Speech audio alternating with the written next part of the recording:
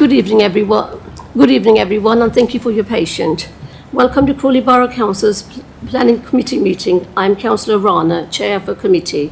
This meeting is being live streamed via the Council's YouTube channel. The comment function is not available.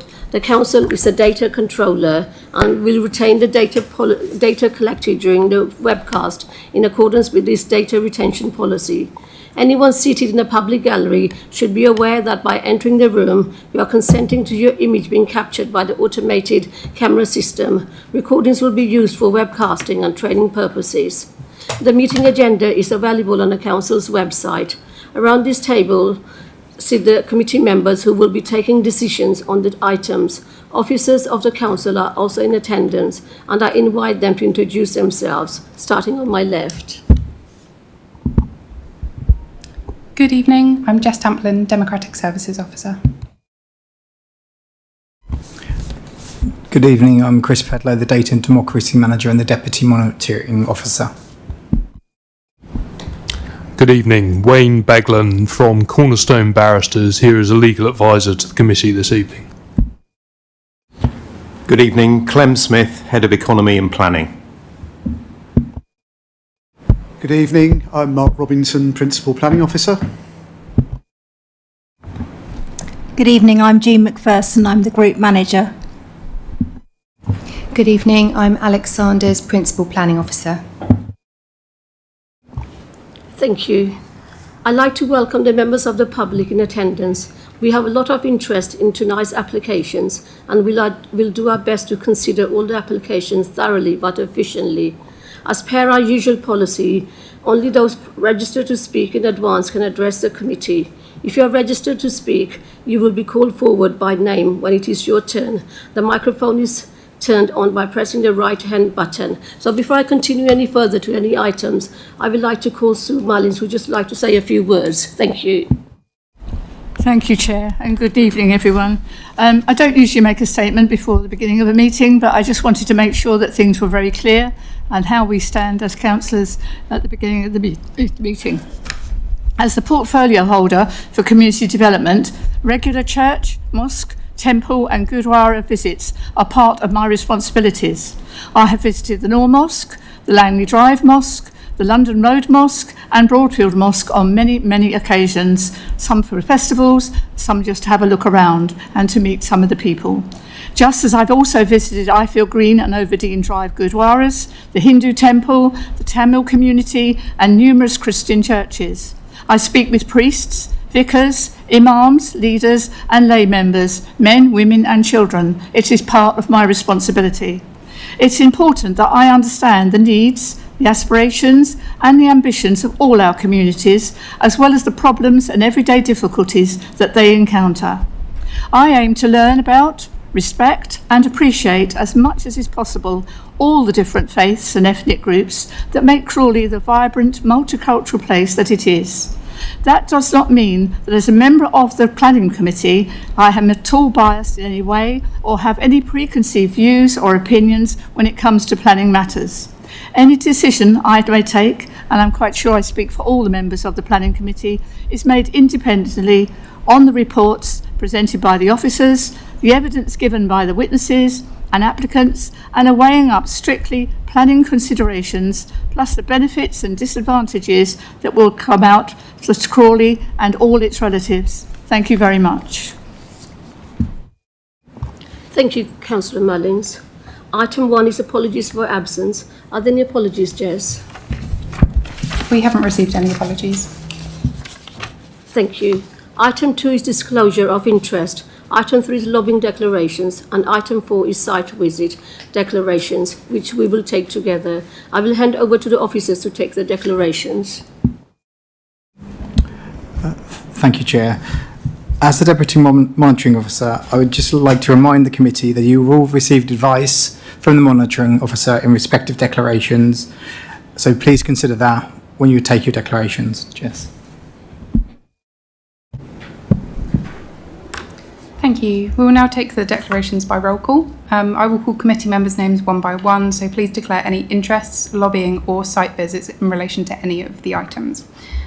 Councillor Ashraf, please. I've been lobbied on item 6. I have visited the site, and I declare that I'm of Muslim faith, and time to time I attend the adjacent mosque as well. Thank you. Councillor Bidwell. Thank you. I haven't visited the site, have no interest to declare, and have been lobbied on item 6. Thank you. Councillor Charitan. Thank you. I have no interest to declare in this site. I have been lobbied and I have visited the site. Just to double check, is that lobbying and a site visit on agenda item 6? My apology, I said agenda item 6, sorry, yes. Just making sure, thank you. Councillor Conway, please. I have been lobbied on agenda item number 6, and also I have visited the site of agenda item number 6. Thank you. Councillor Haynes.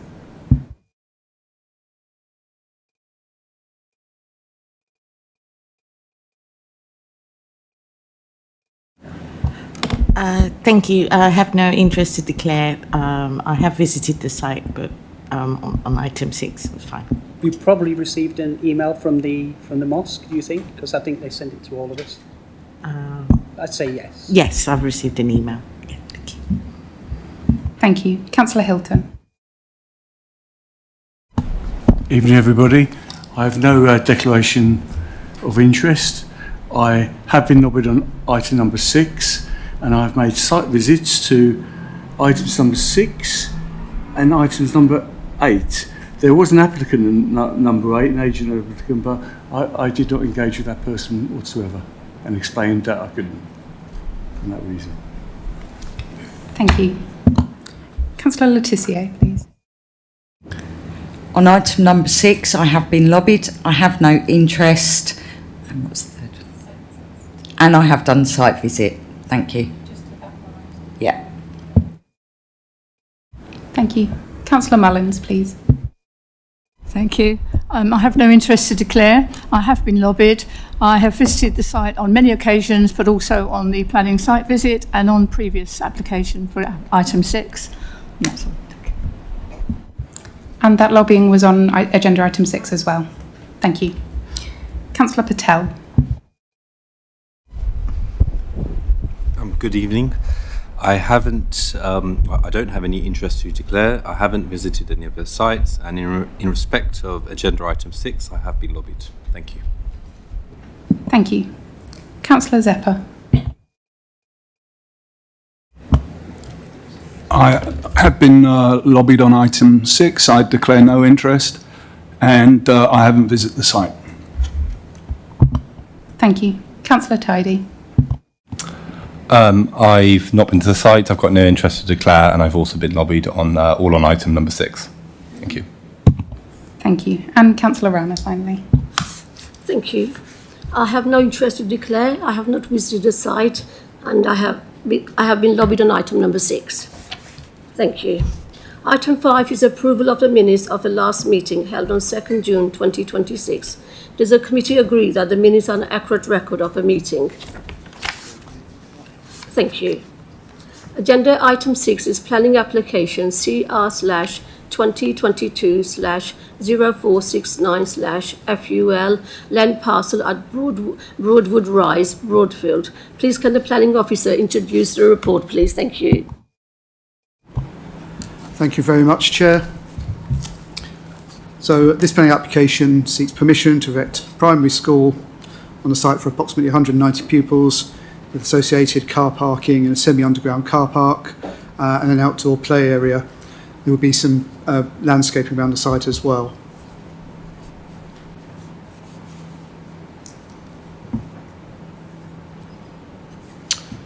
So the site, which is outlined here in red, currently has planning permission to be used as a car park by the adjacent Broadfield Mosque to the south of the site, which you can see outlined in blue.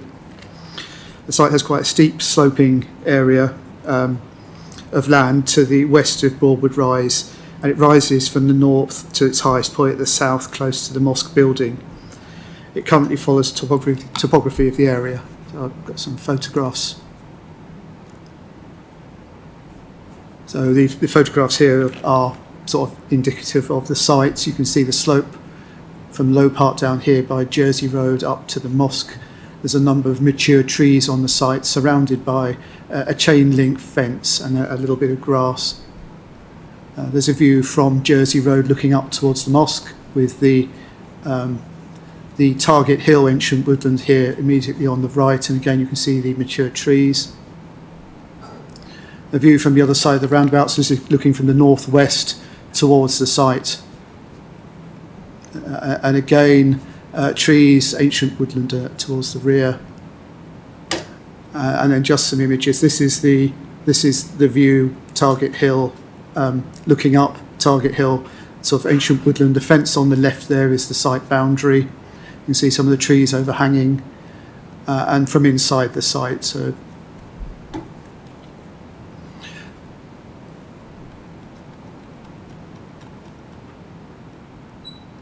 So whilst not shown on these plans, there are 4 protected trees on the site. The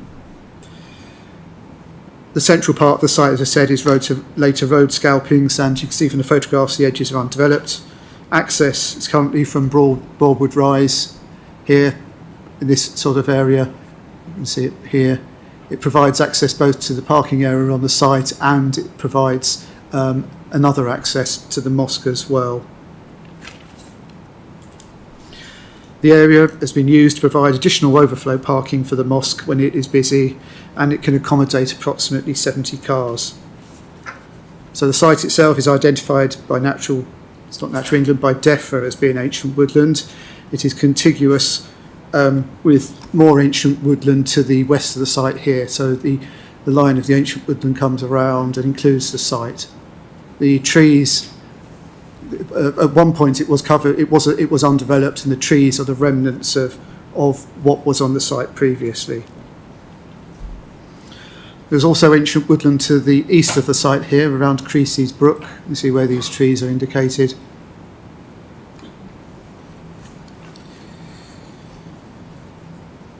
And I say, whilst most of the natural condition of the site has been lost by the permission and use of its car park, the mature trees do still provide a connection between the two areas, the more comprehensive areas of ancient woodland to the east and west.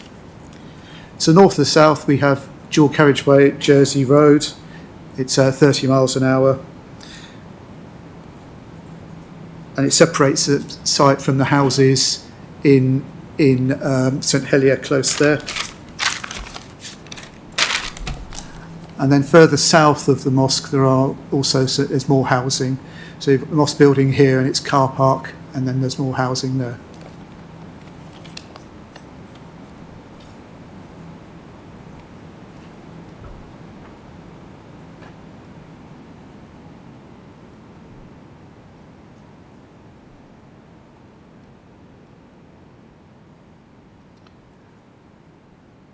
So the site will be laid out with a partially underground car park. This is the plans to indicate the extent of the car park and the extent of the building for the site. So almost the entire site would be occupied by the car parking area.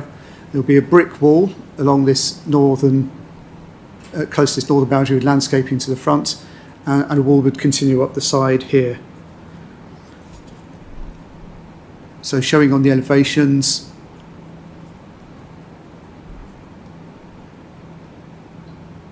let's see, probably best example this is a view from the west of the site, but that shows where the underground car park will be cut into the slope. So this is the underground car park here in the brick at the lower, and it effectively raises the level of the land for the site to be not a dissimilar level to close to the mosque. So yes, it's the high point of land's here, lower there, and again the building would be built up to accommodate the car park underneath the main part of the building. As I noted, whilst it would cover almost the whole site with areas of There would be areas of landscaping proposed primarily along the north boundary and to the east. So north boundary Jersey Road and on the boundary of Broad Rise to the east. As you can see from the drawings, a two-storey building would then be erected on top of the car park, and this is very close to the western boundary. You can see here, so very close to the ancient woodland to the west here, occupying about half of the site, but almost its whole length from north to south.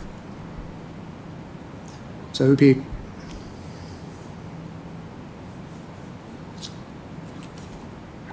So this would appear 3 stories along Jersey Road due to the being erected on top of the car park, and 2 stories at the end close to the mosque. The building, the single-storey element here would provide access down into the car park and also the cycle store for bicycle storage for the children, etc. And say the building would have a similar appearance in style to the mosque with a brick lower level here, top with a render, and then with hipped roofs finished at the top, being flat, as you can see from the side here.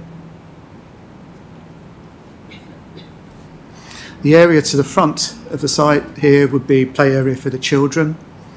The main access to the school would be from Broadwood Rise in here. This could also provide a temporary vehicular access and another access to the mosque. And the access to the car park would be from Jersey Road to the north here, in between these indicated trees.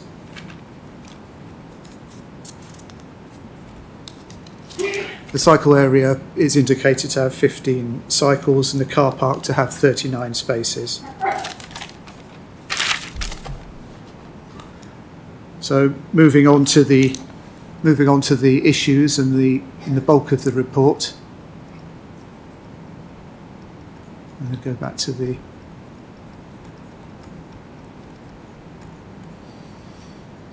layout drawings.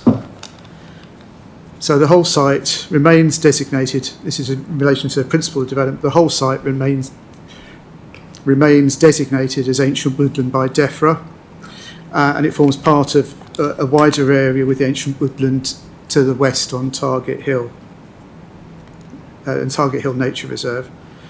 As a result of designation, if the development would cause a significant harm to ancient woodland, which is defined as an irreplaceable habitat, the development does not have the presumption in favour of sustainable development that is normally applied in the NPPF.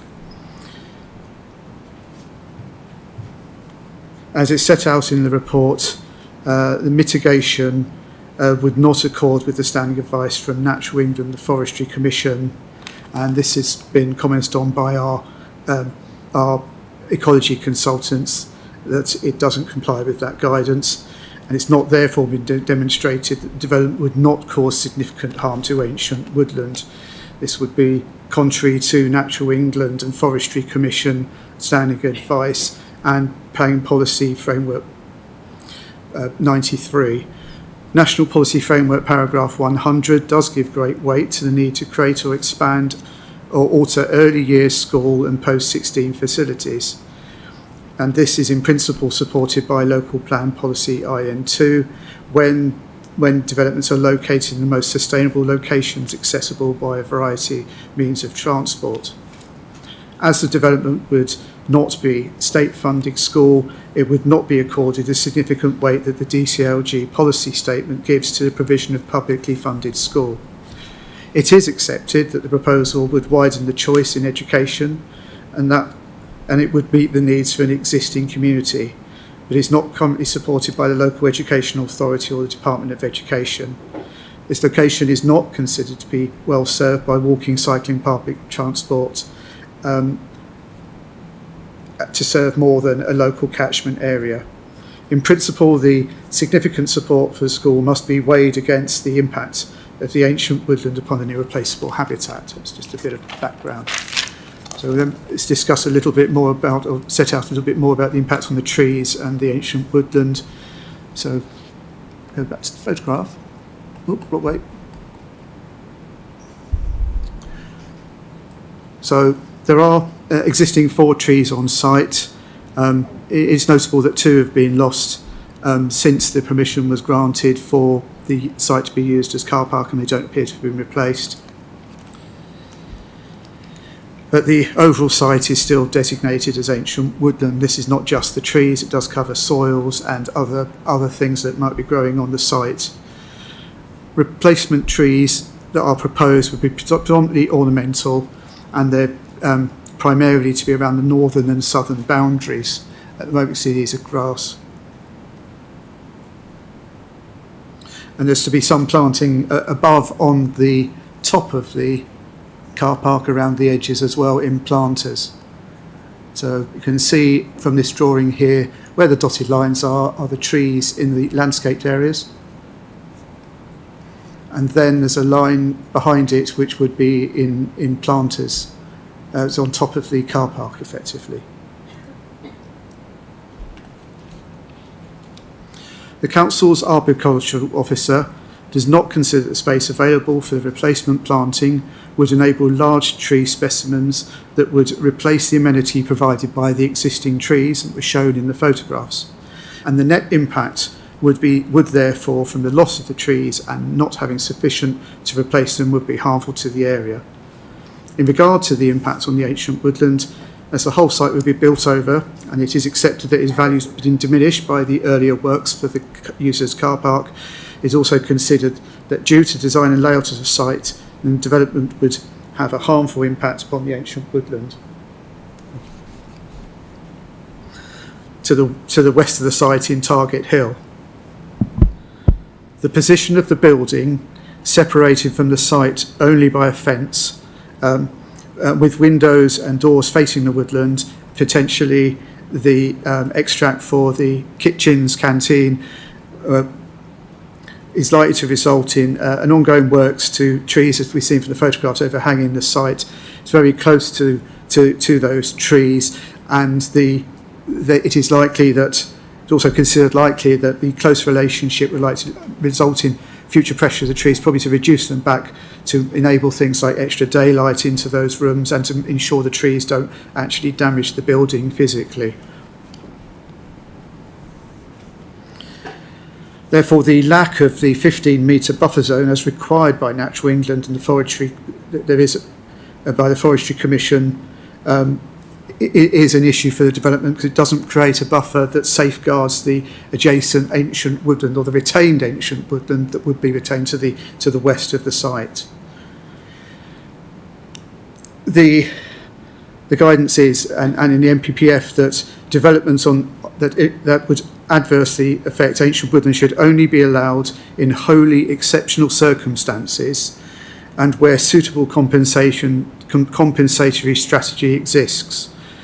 As the development of this school is not considered to be wholly exceptional circumstances, and examples that are given for this are things such as nationally significant infrastructure projects where the public benefit clearly outweighs the loss or deterioration of the habitat. It's considered that the development does not accord with paragraph 190 or 193 of the NPPF, and it also fails to comply with local plan policies G1 and GI2. Moving on to parking, highways and parking. So the applicant has demonstrated to West Sussex County Council Highways that, subject to a legal agreement to ensure that there are alterations are made to the highway to help control parking, etc., the provision of the school would not have an unacceptable impact on highway safety or on the operation or wider operation of the road network. In terms of parking, it is accepted that 38 spaces for the school, and also including the parking that's available from the mosque when it's not busy, would meet the requirements of this particular development. However, the school was to be erected on a site currently in use as a temporary car park by up to 70 cars for when the mosque is busy.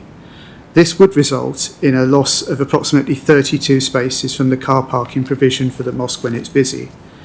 At times of higher use, notably Friday afternoons and festival times, the parking at the mosque exceeds the site available space, even with aisle parking in the car park to the south of the mosque. So the car park to the south of the mosque is all the spaces are occupied and all the spaces in between the spaces are occupied. There are therefore a significant number of vehicles parked on local roads, including on the verges. On the eastern side of Broadwood Rise, there is this includes on the eastern side of Broadwood Rise, where there is a public footpath that runs from north to south, and there's often quite a lot of vehicles parked on there as well as in nearby streets. The applicant's own surveys identified times of parking stress under the current situation, and this is in particular, there's a rise in street parking on a Friday, where it rose from effectively 61 vehicles being parked in the area at 0700 hours to 216 at 1300 hours. These are times of when the mosque is at its busiest. This excluded the 70 vehicles that were parked on the application site, and it led to a 72% stress level of parking in the area. So notwithstanding that West Sussex County Council does consider that the parking stress level of 75% in the area, which is what they're saying it would be if the school was to be built at times when the mosque was busy, would not meet their threshold of an 85% level, which would be unacceptable. The LPA considers the development will still make existing parking issues and congestions in the area worse than they are now, and at times these are quite poor. And by undermining the mosque's ability to meet its parking demands when busy, this will have a detrimental impact on the amenity of the area and nearby residents' amenities.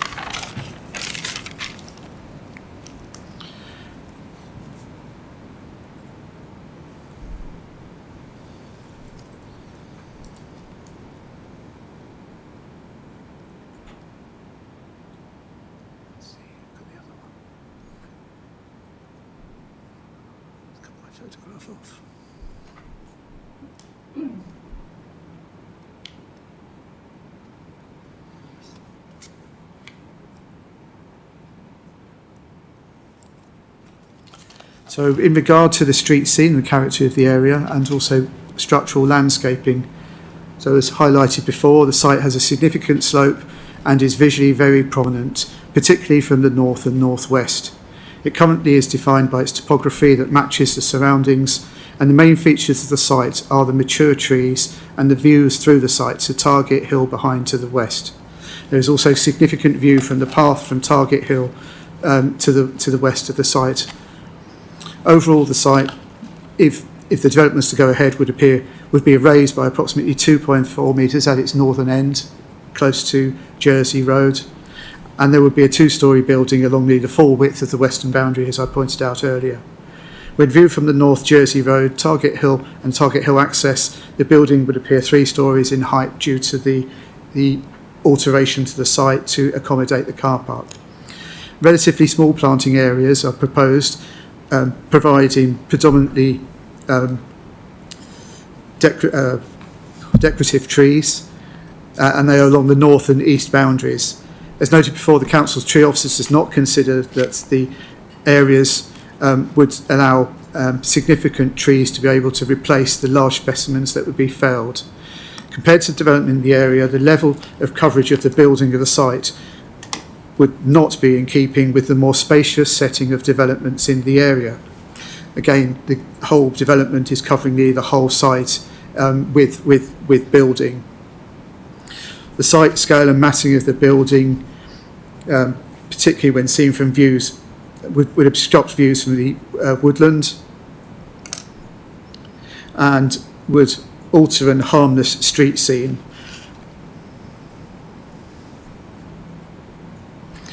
Is not considered the site takes into account its context and the sloping topography, and this increases the impact of the development. Whilst planting is proposed, it's not considered the trees and landscapings would compensate for the mature trees to be lost, and the loss of the open aspects and views would harm the site's role as structural landscaping. In terms of operational requirements, national guidance in regard to cycle spaces in LTN1 would require 22 spaces for development. As it's only proposing 15, and it's not in a particularly sustainable location, it's considered that the development is not currently meeting its requirements to encourage access to the school by more sustainable transport methods. The other operational requirements of the site, such as bins, storage and bin collections, can be met.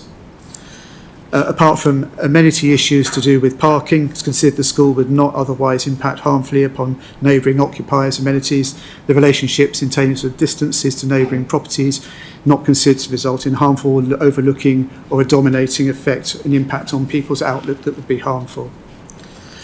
In terms of ecology, the development ecology reports are now out of date, and in addition to the issues with the ancient woodland, it's not been demonstrated that biodiversity net gains to comply with policy GI3 of the local plan would be met. Drainage. Although the current drainage statement shows plans based on a previous scheme, it is considered that enough information has been provided to demonstrate that development would not result in increased flooding or drainage issues, as per the conclusions of the West Sussex County Council in its role as a local lead flood authority, and there aren't any considerations then that this will result in increased flooding. Energy efficiency and sustainability, we've had adequate information submitted to comply with the local plan requirements. There's also a bit of an issue from Southern Water, in that the site is identified by them as having water mains running through it. The applicant has made quite concerted efforts to identify where the water mains are and hasn't been successful.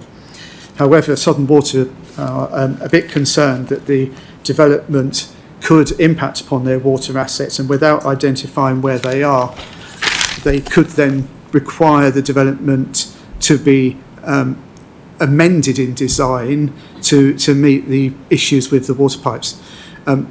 This could apply to the physical form of the building, or it could actually apply to landscaping as well. As such, it's not considered. It's considered that there is a conflict there with Southern Water's response that has not been addressed by the applicant. I don't really have any further to add, and the application is therefore recommended to be refused for the reasons that are set out in the report. Thank you. Thank you, Mark, for your presentation. There are 11 speakers registered on this item, who we will hear in the order prescribed by the Constitution. I will give each speaker a warning when they will have 30 seconds left to speak.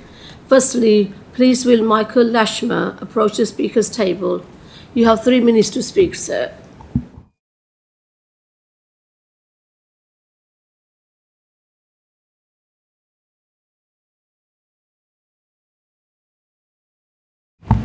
Good evening.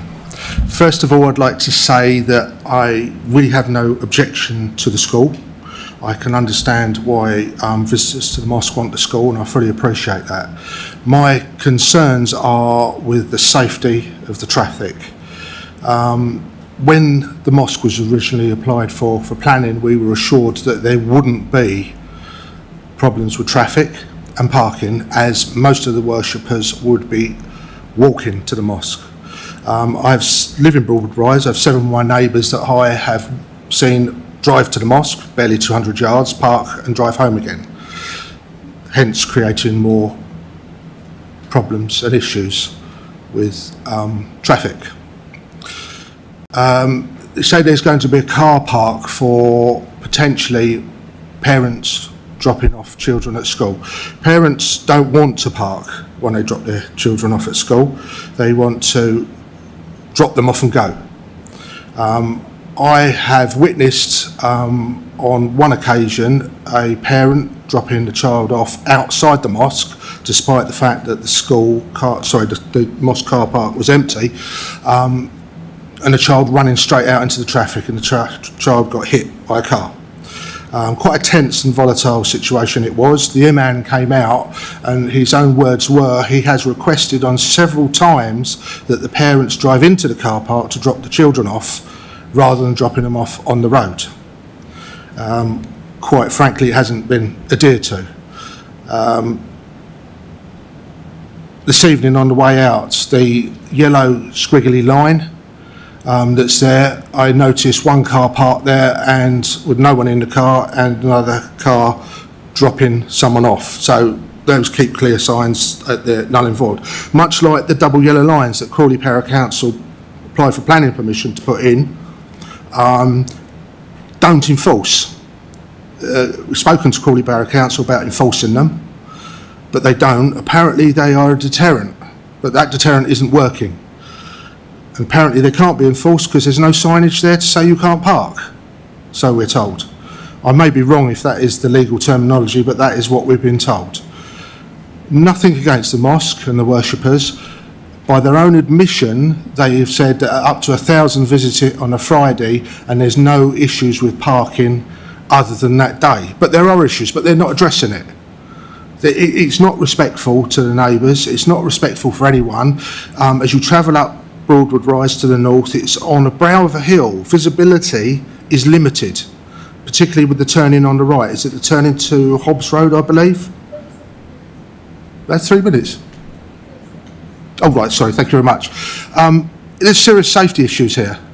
There's serious safety issues here. And also, just quickly, the matter of the water problem. Southern Water Supply, Thames take away the water and sewage. Thames have not adopted the drains in the road because they're substandard. Thank you. Thank you, Mr. Lashmer. Next, we will have Simon Maher approach the speaker's table. You also have 3 minutes to speak. Thank you.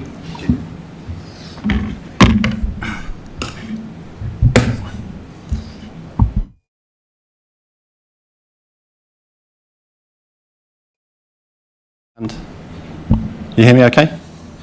Excellent, thank you. Well, good evening. Yeah, my name is Simon Moore and I live directly opposite the mosque. And I'm here on behalf of the residents of St Helier Close, some of whom are here today, and I respectively ask on their behalf that this application is refused.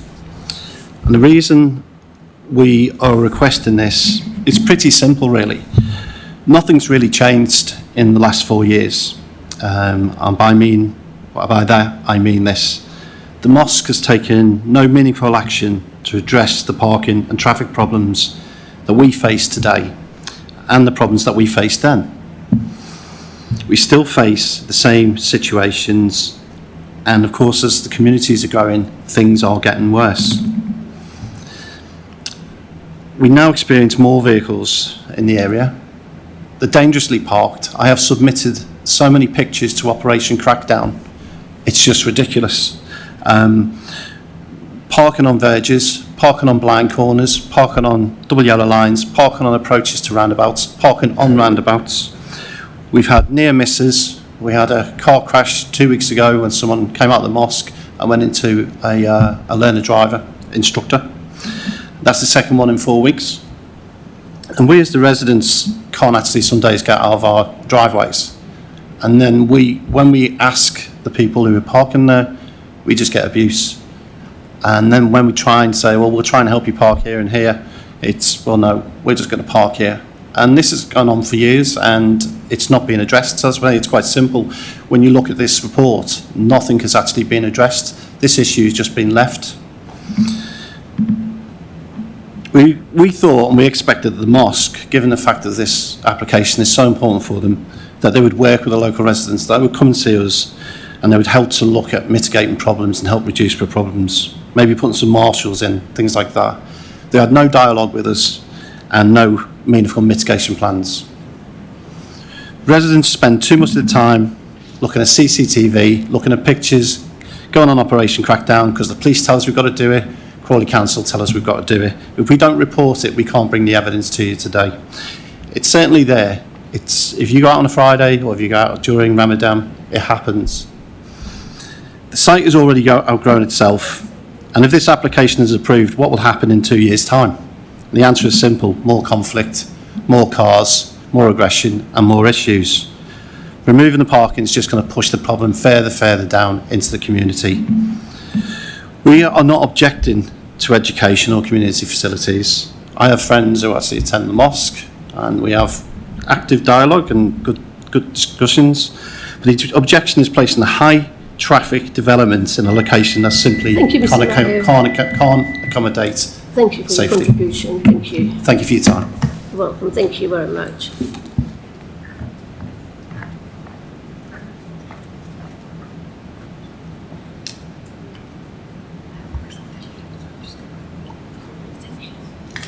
So next we have Tosif Ulford approach the speakers table. You also have 3 minutes to speak. Thank you.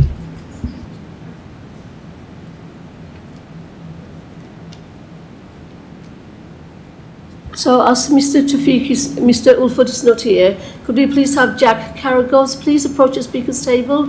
You have 3 minutes to speak as well.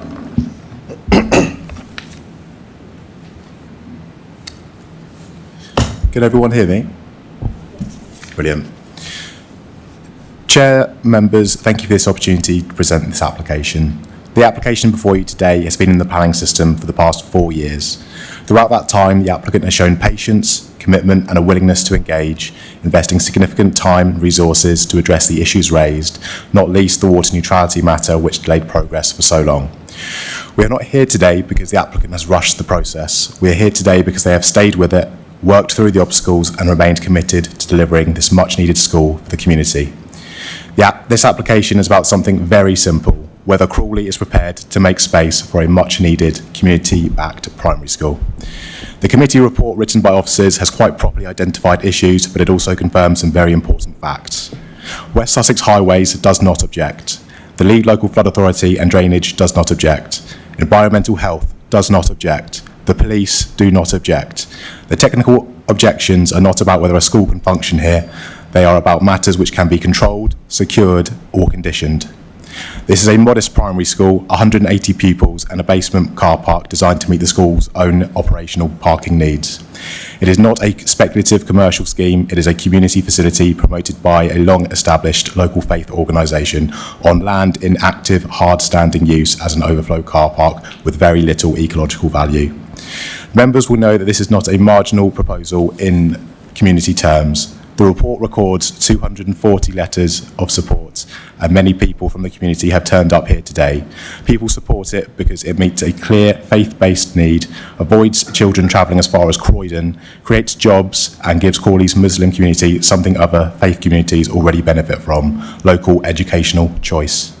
National policy tells decision makers to give great weight to the need to create schools and widen choice in education. That point matters. This is not simply a planning balance between a building and a site, it is a balance between acknowledged impacts and a real social need. On highways, the key statutory consultee says no objection. The requested traffic regulation order, school safety zone, travel plan, car park management, access controls and cycle provision can all be secured through conditions and a section 106. If members are concerned about enforceability, the answer is not refusal, the answer is robust conditions and a complete legal agreement. On parking, the evidence is accepted, the main pressure is short-lived, Friday prayers and occasional festivals. The applicant has proposed closing the school at noon on Fridays so the basement parking is available to the mosque. This is a practical response to a real issue. Again, it can be controlled.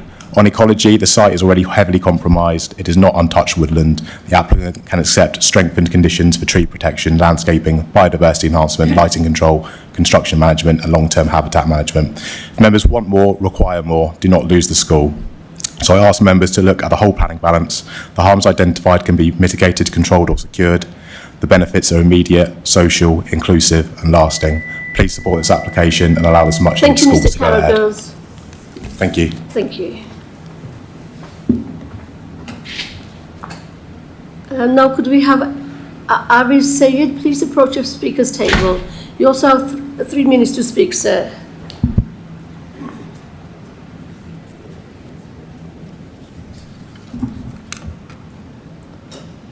Good evening. Can you hear me? Yes. Thank you for letting me speak in support of application. The proposal before you today is not the same scheme that was diffused in 2021. Design has been scaled down, landscaping has been significantly enhanced, additional drainage information, transport assessment, and ecological information have all been provided. I would like to address the principal concern raised in the officer's recommendation. Ancient woodland, buffer, and TPO trees. We note a number of reasons for recommending refusal by the case officer relate to these points about the trees. We would, however, like to draw your attention to our formal response as a part of application submitted by the Tim Lideman, a charter RV culturist. I will read out his concluding remark, which I explain why these should not be reason for refusal. In his report 13.1, the proposed primary school will require removal of 4 trees believed to be covered by the TPO. However, these 3 trees are classified as BS category C due to the limited remaining lifespan. A further birch tree requires removal on safety ground whether or not proposals are progressed. Potential impact on the site off-site trees in the adjoining woodland would be minimal and limited to peripheral rooting zones trespassing with the site. Manual trenching is proposed in specific areas to minimize root damage over conventional mechanical-based excavation. A buffer zone to adjoining woodland is inappropriate in the circumstances given the existing nature of the site and previously permission development immediately to the south, that is the mosque.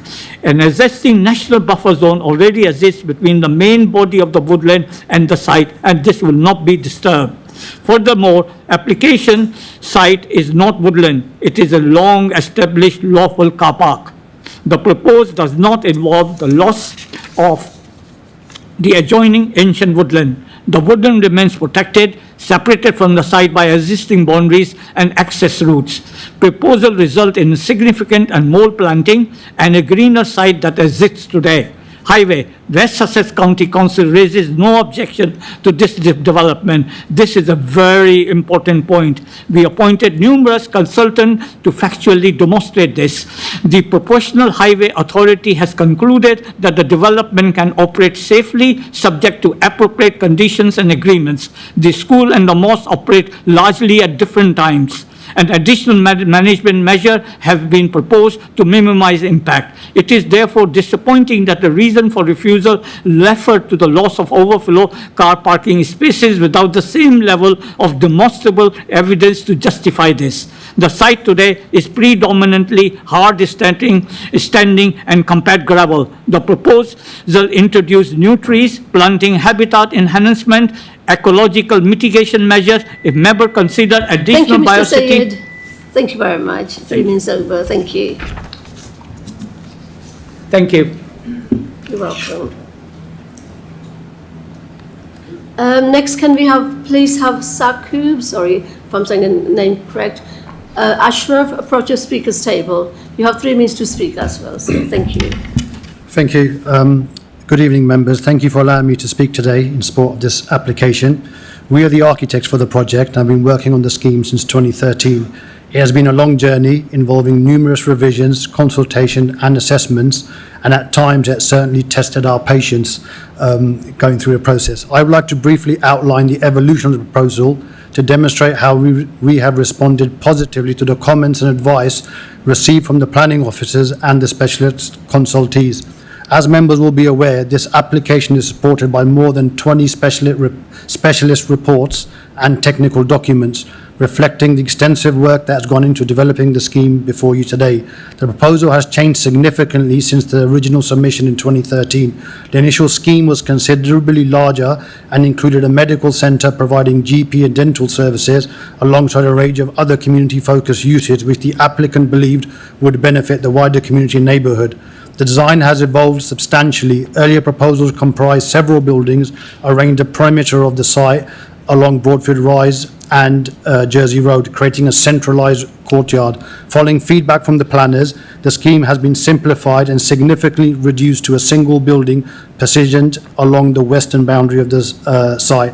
This approach has enabled us to create an open and spacious environment and allowed for the landscaping, which has already been spoken about. And it's also set further back from the boundaries, so we've maintained the vistas, which everybody was concerned about from the roundabout. In summary, what I kind of say is the proposed building avoids the appearance of an overdevelopment and instead delivers a well-considered scheme that sits neatly at the back of the site.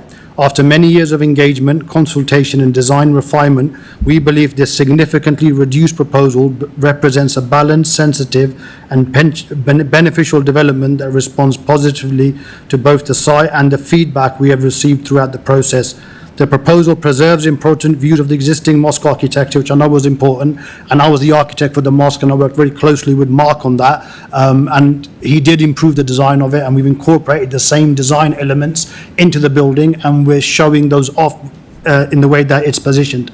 So the idea is that introducing high quality landscaping and open spaces and provide educational facilities to the local community is the product of extensive consultation and careful design development over many years, resulting in a scheme that respects its surrounding while delivering clear and lasting benefits. I know there's been a lot of reports on this. The applicant has demonstrated great persistence and patience and invested a lot of money, so we therefore respectfully ask members to support the scheme and approve this application. Thank you.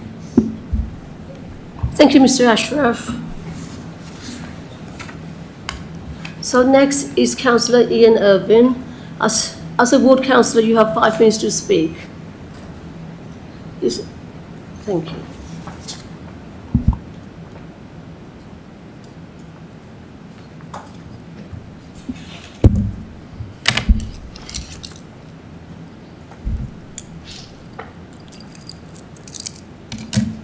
Start.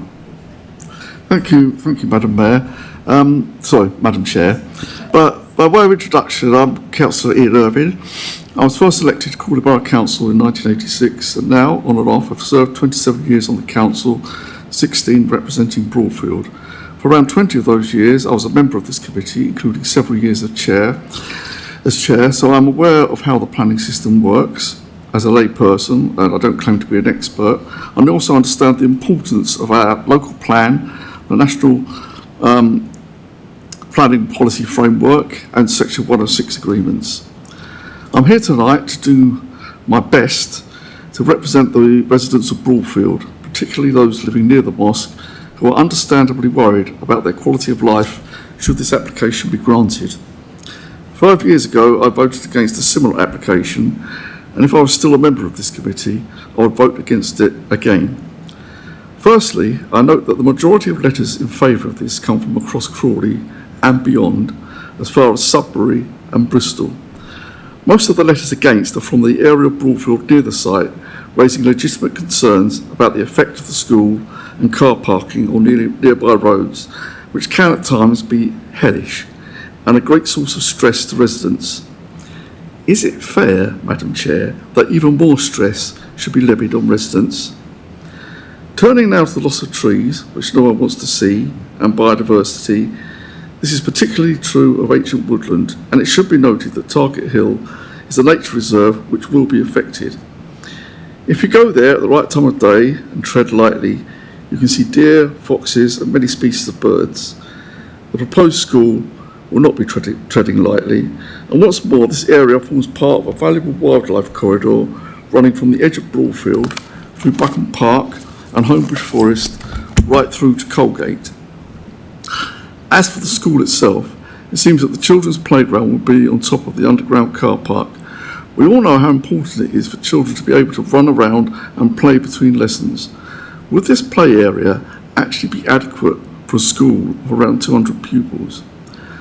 I would like to draw the committee's attention to a letter dated 12th October 2022 to the Planning Department from Kemnal Academies Trust, who run the schools in Broadfield, and which is in the report, in which they state, "We believe that the current school system in Crawley ensures that all pupils are thoroughly integrated, leading to a harmonious society in which families of different cultures mix, respect and understand each other." I think that's a noble statement, which I think we would all support.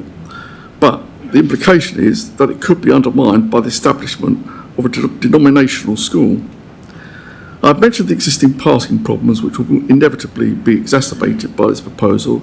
And then, of course, there is the question of the school building looming over nearby homes. Madam Chair, there are 8 strong recommendations to reject this application. In addition, it conflicts with our local plan and the National Planning Policy Framework and Section 106 agreement. These are very serious matters. If you reject this application, there are no risks at all. The children still have the opportunity to get a good education in the local schools, and the applicant could appeal to the planning inspector. If you pass this application, there is a huge risk to the quality of life of the residents, many of whom bought their homes years ago in the reasonable expectation of a peaceful life, now in jeopardy. And the residents don't have the facility to appeal if the application is granted.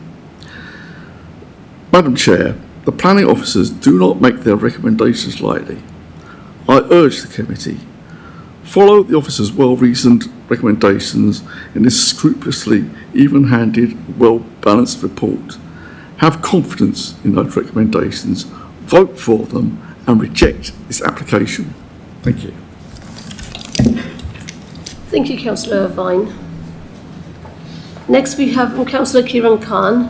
Being a ward group member, you also have 3 minutes to speak, 5 minutes to speak, sorry.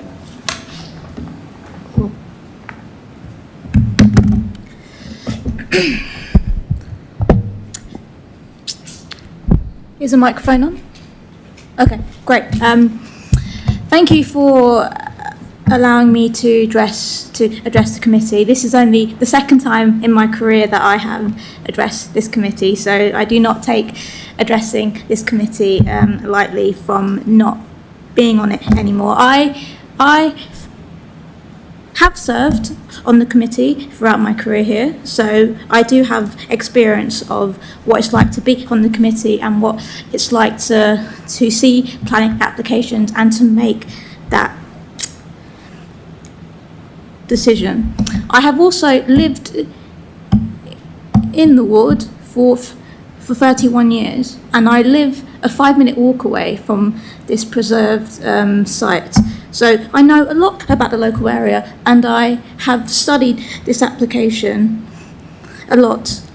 And I have also had conversations after conversations with residents, with the residents of Broadfield Rise, and I have also had conversations after conversations with the mosque in trying to get a consensus of what this can do for the local community.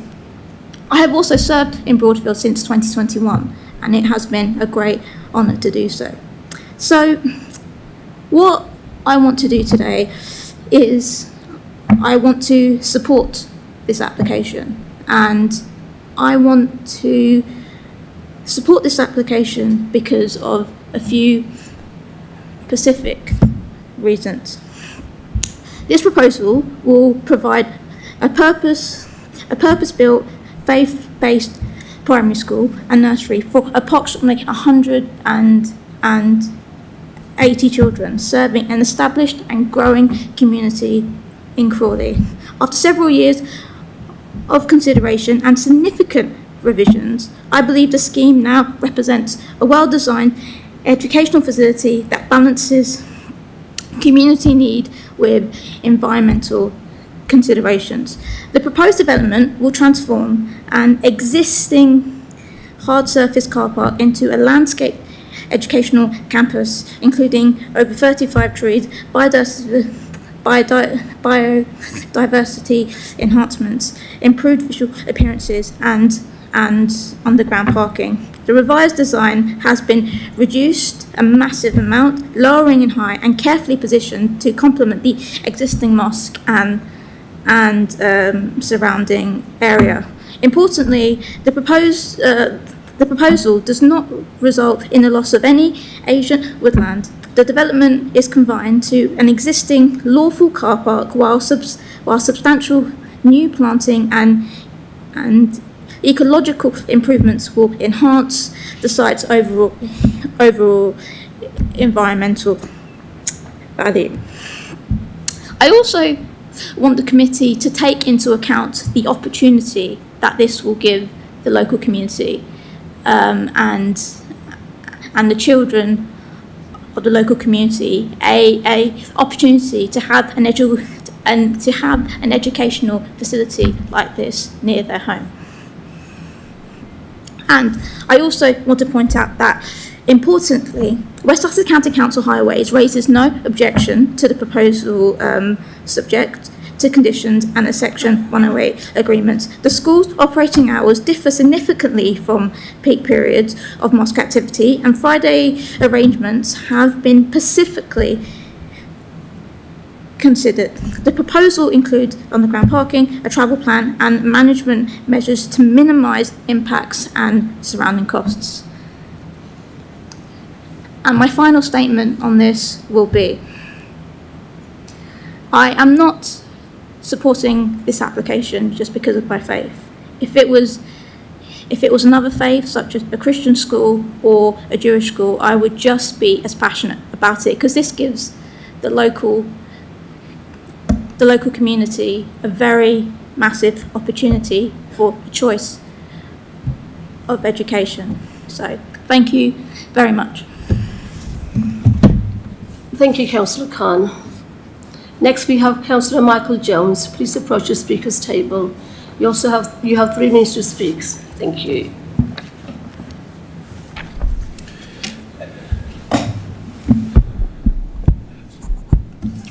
Thank you, Chair. Just to be clear, I'm expressing my personal views as a councillor, not in an executive capacity. I am respectfully not persuaded to reach some of the same conclusions reached by officers in their recommendations within the report. But of course, it is for you as members of the committee to make the final decision based on valid and justified planning grounds, and I urge you to do so. This could be with any conditions that you consider it appropriate to make to the application to make it acceptable, if the problem can be mitigated in another way as you see fit. I'd like to draw the committee's attention to the context and merits of the application. This will see additional educational provision, in particular for a population who has cultural and religious requirements within this area, who might otherwise have to travel a lot further to receive it. It will provide additional school and nursery places and is consistent with the purposes and activities of the already existing adjoining religious building. I have been consistent in my views that parents are entitled to wish their children to be provided with an education in the background of their choice. We have educational provision for other faiths, such as Anglican or Catholic or Jewish communities. Can anyone with any credibility claim that Holy Trinity or St Wilfrid's has caused community segregation? Of course not. As for the sufficiency of school places already, forgive my scepticism, but I've been told many times that West Sussex are confident, only for the next year for stories of children being ferried to far-flung places such as Burgess Hill because of a sudden shortage. In any case, it is likely this school will attract a larger catchment area. Also, if West Sussex County Council, as the Highways Authority, are not objecting on highways or parking grounds, as a committee you have, in my view, no valid grounds that could be defended successfully on an appeal to refuse. Schools are always busy at peak times, and I'm unsure of any other schools locally expanded where this was accepted as a valid ground for refusal. Indeed, the underground car park could act as an overflow car park for the mosque at peak times and alleviate some of the problems currently experienced. I'm afraid that I've also come to the view that I am also unpersuaded by the advice on the impact of the existing trees on ancient woodland. Far more extensive development has already taken place near to this area, and it appears to me that the woodland overall, with a few notable exceptions, is left largely undisturbed by this application.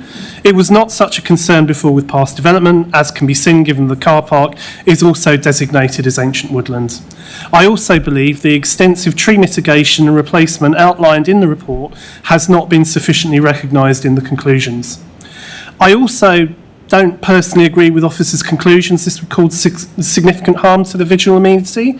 This had already been altered in character some time ago and does not appear to be as extensive to me as suggested in this report. Committee, it's entirely possible for you to reach a different decision from the officers' advice, provided it can be justified on planning grounds, and I hope this has been helpful to you in your deliberations. Thank you very much, Councillor Jones. So next we have Councillor Atif Nawaz. Please approach the speaker's table. You have 3 minutes to speak, sir.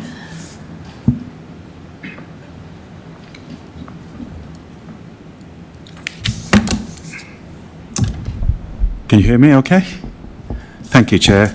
I'm speaking as a councillor, not as a cabinet member for planning and economic development. Members, this is not an easy application, but that is exactly why we are here today. Planning is not a tick box exercise. It requires us to weigh real impacts against real benefits, using judgment and proportionality.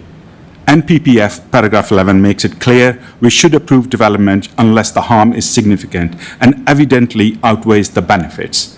Benefits are very clear. The proposal delivers the first Muslim faith primary school in Crawley, serving a wider coastal community. It supports inclusion, fairness, and real choice in education. The NPPF also tells us to give great weight to delivering schools, and that must be taken seriously. There are also strong economic benefits. The scheme will create around 30 jobs and bring long-term activity into the area. This is Broadfield, one of the most deprived areas of Crawley and within the top 10% nationally. Investment in education, jobs and community infrastructure is exactly what areas like this need. A great example of public and private partnership. Officers rely heavily on the site being labelled as ancient woodland. Site is currently used as a lawful car park since 2009. While the new designation exists, this is not a functioning woodland today, but a hard surface site with very few trees. 4. The key question for us is how much weight we give to the designation given the actual condition of the land.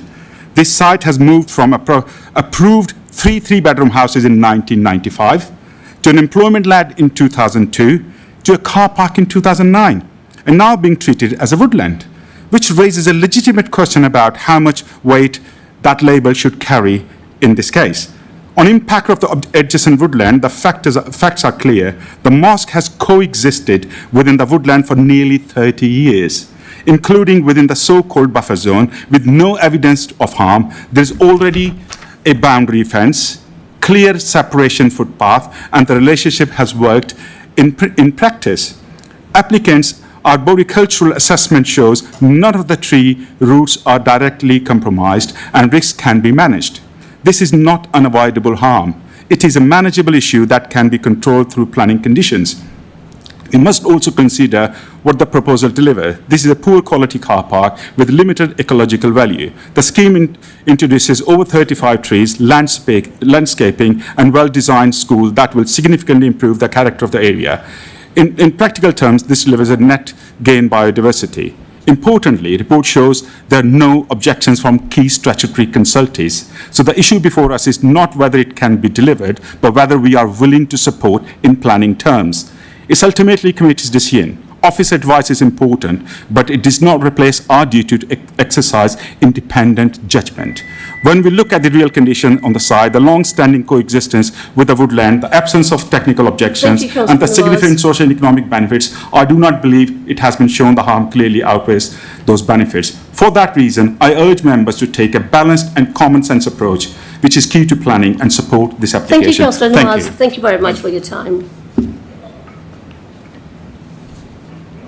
And now next we have the Honourable Member of Parliament, MP Peter Lamb. Please approach the Speaker's table. You have 3 minutes to speak, sir. Thank you. Thank you very much, Madam Chair. Technically, I'm only honourable in the chamber, although I try my best outside of it. Can I just start by saying planners are the absolute stars, I think, hidden stars of local government. They do not get enough recognition. I've spoken about it in the House of Commons. We have a brilliant team here at Crawley that serves the town very well. It is very rare for me to disagree with them, but I'm afraid on this occasion I do. I've been involved in this application in various capacities for a very long time now. It's been 13 years under conversation, more than double the amount of time it's taken to decide to issue major infrastructure at Gatwick. And I've been involved with the various sets of challenges. It has had enough time to go through all the different sets of issues. I think quite clearly, from the perspective of most people who object to this, the real issue is parking, isn't it, at the end of the day? I've visited the Crawley Islamic Centre on many occasions, many different times. At its peak, I will accept there is an issue with parking. On Friday prayers or during the peak of Ramadan, there are issues with parking at the mosque, and the mosque committee make various steps to try and resolve that. And I'm sure, and in fact, I would welcome an ongoing conversation with them about how we can try and address that in the round. But that is not the application that is on the table here today. Today, we are only supposed to be considering, force of habit, the application in relation to the school where parking is re-provided. Parking is not the consideration here, apart from in relation to the school itself, which operates at different hours and which re-provides the parking that is needed. Looking at the other issues, I would remind the committee that the committee has recently, on other sites, agreed to lose ancient trees in order to facilitate much-needed development. For the elevations, I'd say download the pictures and look for yourselves. It did not look to me like it was significantly obscuring any particular look up a hill. In terms of Section 106, these are regularly dealt with after applications. In fact, to my mind, that tends to be the default through which Section 106 applications tend to be dealt with after the application. And Southern Water, despite their concerns, have not actually objected to this application. I would just say on that point, though, the gentleman mentioned about the Thames Water adoption issue. That was not something I was aware of. I would very much like a conversation afterwards because I'm trying to deal with adoption issues elsewhere, and it would be good to try and resolve that. So all these other sets of concerns, I understand why they're an issue for the planning team, but it feels like gold plating this particular application. At the end of the day, the issue here is about religious education in the town. I have benefited from that education myself. If actually people look through my recent correspondence with the council around planning, they'll find my top issue has been trying to make sure Holy Trinity has been progressed in terms of its new site development as quickly as possible so it can start benefiting the town directly. And during my years as leader, I was very involved in enabling Gatwick School to remain open despite not resolving its planning issues for a long time using temporary permissions so that education in the town could continue until we had resolved those problems finally. This is fundamentally a question about fairness. If we're going to say that religious education should be permissible in our system, it should be permissible for everyone and not just for a few select groups. And I ask committee members to bear that in mind here, that you have that last opportunity to try and deliver fairness in our system, which is what this should all be about. Thank you. Thank you, Peter. We will now move on to the debate. Can I remind committee members that their contributions should focus on questions or clarifications. Please keep any statements brief. Do any committee members wish to speak? Please raise your hand. Thank you. I'd just like to start by saying I don't agree with the point that was made by Councillor Jones regarding the reasons for refusal. The 8 points that were outlined by Councillor Irvine are all outlined in material planning considerations. They're all outlined in our local plan, and I think it would be irresponsible as impartial members of the committee to disregard them. However, the area I did want to address was that of West Sussex, and I'm trying to understand a bit of what's going on between sort of point 5.27 and 5.30. So, in there, it's saying that there were, Section 106 legal agreements that have been sought to ensure alterations to the highways are undertaken in accordance with submitted details. The Section 106 legal agreements weren't completed, and the development would not be acceptable without the changes. So my question is, I guess, why was this not objected to if there are conditions within that haven't been completed? Thank you, Councillor Goodwell. Mark, if you'd like to answer, please. Of course. So if the recommendation is to refuse, we don't enter into negotiations over legal agreements with the applicants, because generally speaking, if something's recommended for refusal, they could go through costs of having to get it sorted out only for it to be refused afterwards. So the refusal reason are all applications where that might require a legal agreement where you have a recommendation refusal. There will be one on their foot to cover the legal agreement to make sure that, say for example, in any appeal process that was to occur, those issues are addressed. So the legal agreement can still be, could be entered into, but we haven't gone forward with it because we were recommending refusal. That's the main purpose for that. So does that make sense? Thank you. Next is Councillor Cheriton. Expected to be second. So I've been looking through not just the planning application, but all the ancillary documents as well. And what I can see, I think, is some, contradictory information, contradictory recommendations and observations or examinations there. I wanted to say that looking at the 8 reasons for refusal, I don't think those are actually reasons to refuse this application.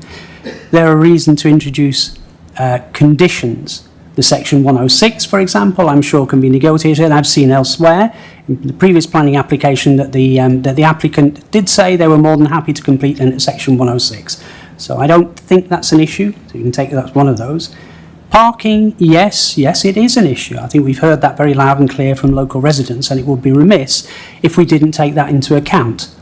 But I don't think that's a reason for rejection, particularly as let's be focused on this, and let's not overdo this, over-egg the pudding, that this is a specific time. It's very aggravating for sure. I understand that. I can hear that from residents, but it's a short period of time. And if you widen out the context a bit, the number of times you hear from around the town people complaining about all sorts of schools ram-packed with cars. So this is not exceptional. Now, that doesn't mean to say we leave that as it is. I think this can be dealt with a parking management scheme.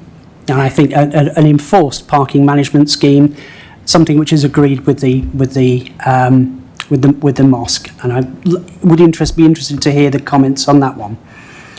Southern Water assets, I mean, this is a bit chicken and egg, you start, again, it seems ludicrous to have that as a reason for a refusal. It's, Southern Water should know where its assets are, and this is just nutty, frankly, to say, well, we're going to refuse because Southern Water can't find where its drains are, so it's public water infrastructure. Pull yourself together, honestly, Southern Water. But seriously, if the requirement here is that needs to be established before you can go ahead, that is a condition to me. That's not a refusal.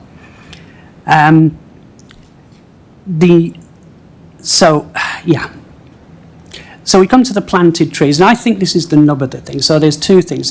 Firstly is the loss of protected trees on site. And I get that. None of us here likes to have those removed. As a gentleman said earlier on, I think it does say in the report elsewhere, 3 of those 4 trees are in quite poor condition. They're not likely to last more than 20 years. So the amenity value, as described by the planning officer, is not going to be there in 20 years' time, whichever way you look at it. And one, I think, is going to be short, is recommended for felling anyway, I believe, according to the report. So, no, we don't like knocking those. We don't like chopping down trees. However, there is precedent for this, and Telford Place comes straight to mind.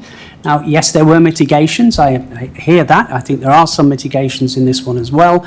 But nonetheless, there is precedent. TPOs are not, they're not gold-plated. They're not there, they are there to be seen in the context of whatever else is being proposed here. And then my last point here, which is, not my last point, but the last reason for refusal, which is the 15-metre, 45-foot border that's being required according to the National Policy Planning Framework. Everywhere I'm reading that there's got to be this 15-metre, 45-foot border.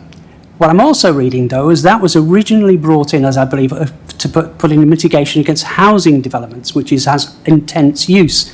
This is a school. It's going to be used between 10:30 a.m. and 1 p.m. on a daily basis. The rest of the time, as far as I can see, it's going to be quiet. You can switch off lights at night. If anything, again, there's conditions that could be imposed there. So I'm not sure about just the existing fence. I think soundproof fencing, what I'm reading is soundproof fencing and other measures to mitigate lighting, as was described, I believe, in the DHA report, would be a recommendation. That would be a condition of this, not a reason for refusal. And as to the condition of the position, what I was also astounded to read is that when the planning application in 2002, I believe, was put forward for houses to be built on site, it was refused at that time because there was a risk of contamination from a landfill.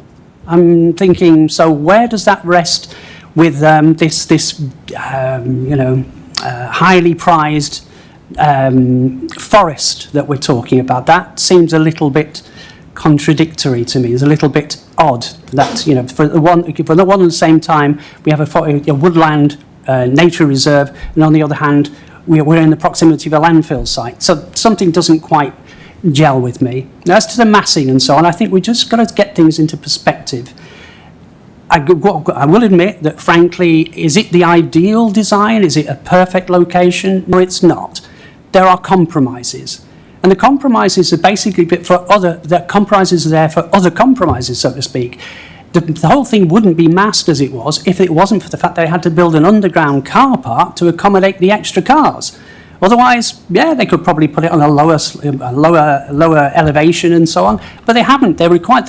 So the planners, the applicant has no choice but to build it in this style. If they're going to have a school at all, they have to do it this way, and it's just a bit unfortunate. And again, in terms of getting this into perspective, if you look at the planning officer is not saying that it looks massive from all directions. It doesn't. It's certain directions. And one of those directions is actually back into the forest, which relatively few people are going to see. In fact, it's backed by trees. It's got a fluffy surrounding, if you will, of trees. So it seems to me we're getting a little bit out of perspective when we talk about sweeping views and so on. I don't think this is quite the thing that's being made out to be. It isn't, I don't think, in my view.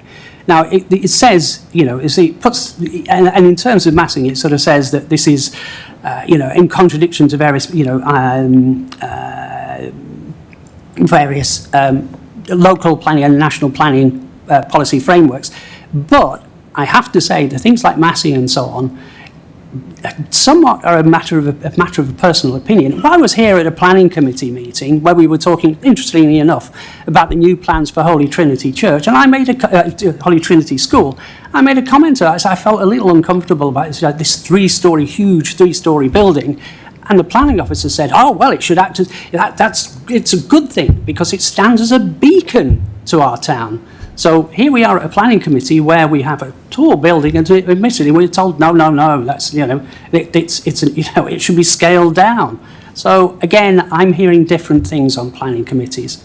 Above all, though, I've got to say, I am convinced here. So the NPPF actually does seem to make provision. I'm not a legal man, but the NPPF does seem to make provision for this. I believe in paragraph 96, it refers to the cultural well-being of a town. This is to do with the cultural well-being of the town. There are 240 people, and probably many, many more who haven't written in, who really want this. They want this because they see it as part of their cultural heritage. It's part of their desire to have this as part of their cultural milieu. They have nothing against where they're living and so on. They just want to have this as part of their cultural offering. The same way as if the Jewish community were to come to us, or indeed Catholics or Baptists or anybody else, saying, listen, we have a strong desire. We've got hundreds of people who really would like a school which emphasises their teaching. And that's why I feel, the planning officer, dare I say it, great guy, very, very thorough, but I think the balance is wrong in this planning application. It is not considered that. It's considered and said, that West Sussex has objected and the other organisation have objected because there are already spaces. That's to overlook the point. It's missing the point. The point is, it's a faith school. It's a specific kind of school. It's not just general schools. If an independent school were to come along, if this was an independent school saying, oh, well, we just wanted to throw some extra places in here, and well, we can't really do that. West Sussex is saying there's plenty of places here. I would have to refuse. But this isn't. This is a faith school. It's very specific. And I think, therefore, the weight and the balance of this should be erring on that side. And yes, I think that's, what I have to say on this one. Thank you. Thank you, Councillor Cheriton. Would you like to add anything, Mark?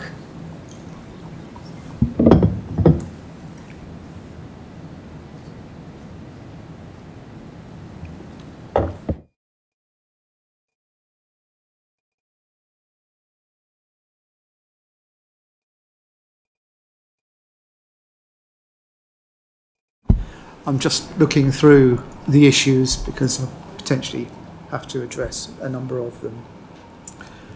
So if we start with the Section 106 agreement, I think I did try to address that before, in that we could have negotiated a Section 106 agreement with the applicant. It's just that it hasn't been done because the recommendation is refusal, and I said we don't entering negotiations when there's potential waste of everybody's resources. So yes, that can be negotiated. If it was recommended for permission, we would have done that, and it would have come forward as part of the application as part of the recommendation. So in relation to the parking, the issue is not to do with parking for the school. It is accepted that the parking provision underneath the school and the ability to use the mosque car park will meet the needs of the school. There shouldn't really be a conflict between the mosque operating, causing a problem for the parking for the school, because as it's correctly identified, the hours and times that the mosque will operate, and the fact that the school will close at 12 o'clock on Friday means that they'll be able to share the two things.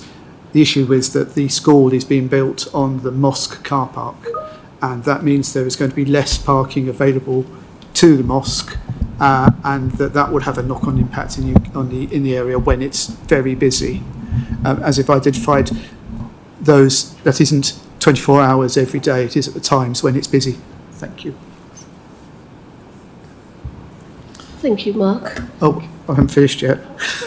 With Southern Water, the responsibility for kind of identifying where the pipes are doesn't lie with the applicant in this sense, but the plans that we have had do show a pipe running through the site near the entrance into the mosque, and another one potentially running through the eastern boundary of the site where the landscape and potentially the wall of the car park is.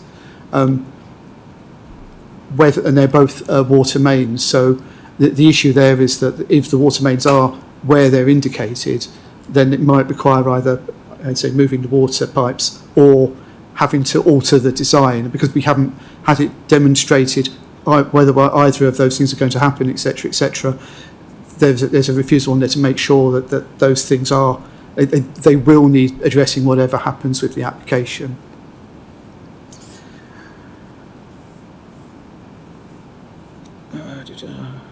In relation to the 15-metre buffer zone, this is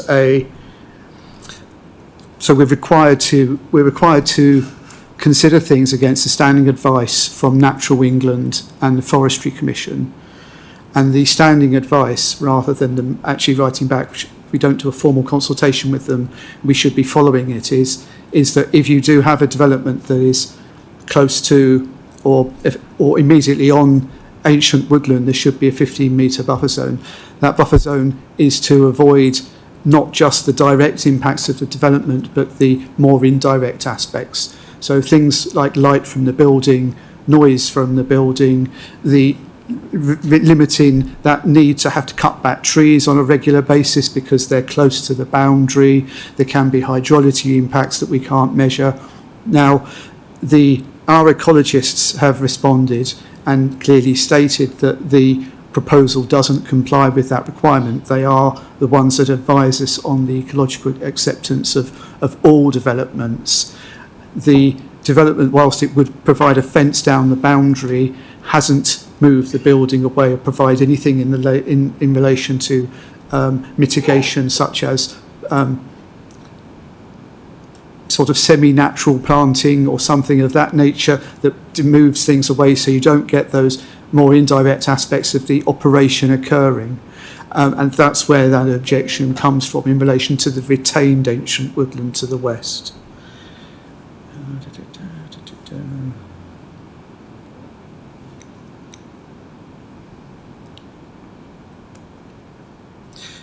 Interestingly, the 2002 application for the contamination was an issue, but it's not been an issue that's been raised for the more recent applications that we've had. And I think there is a possibility that the designation of ancient woodland actually postdates that. It might postdate that application, because at one point the site was allocated for development. So not trying to hide anything here. Before the erection of the mosque, the site was allocated for, I think this was the 2000 local plan, but then circumstances changed afterwards. The site itself was ancient woodland. we had an application for a garden. The garden wasn't implemented. The applicant covered part of the site in hardstanding rather than implementing the garden. And then we had a retrospective application to change the use of the land from the ancient woodland, from the garden that wasn't implemented, into parking. And the parking was in part allowed because it addressed some of the wider issues that we were discussing in relation to parking connected with the mosque. There were 6 trees that are protected. There were 6 retained trees. So the original layout.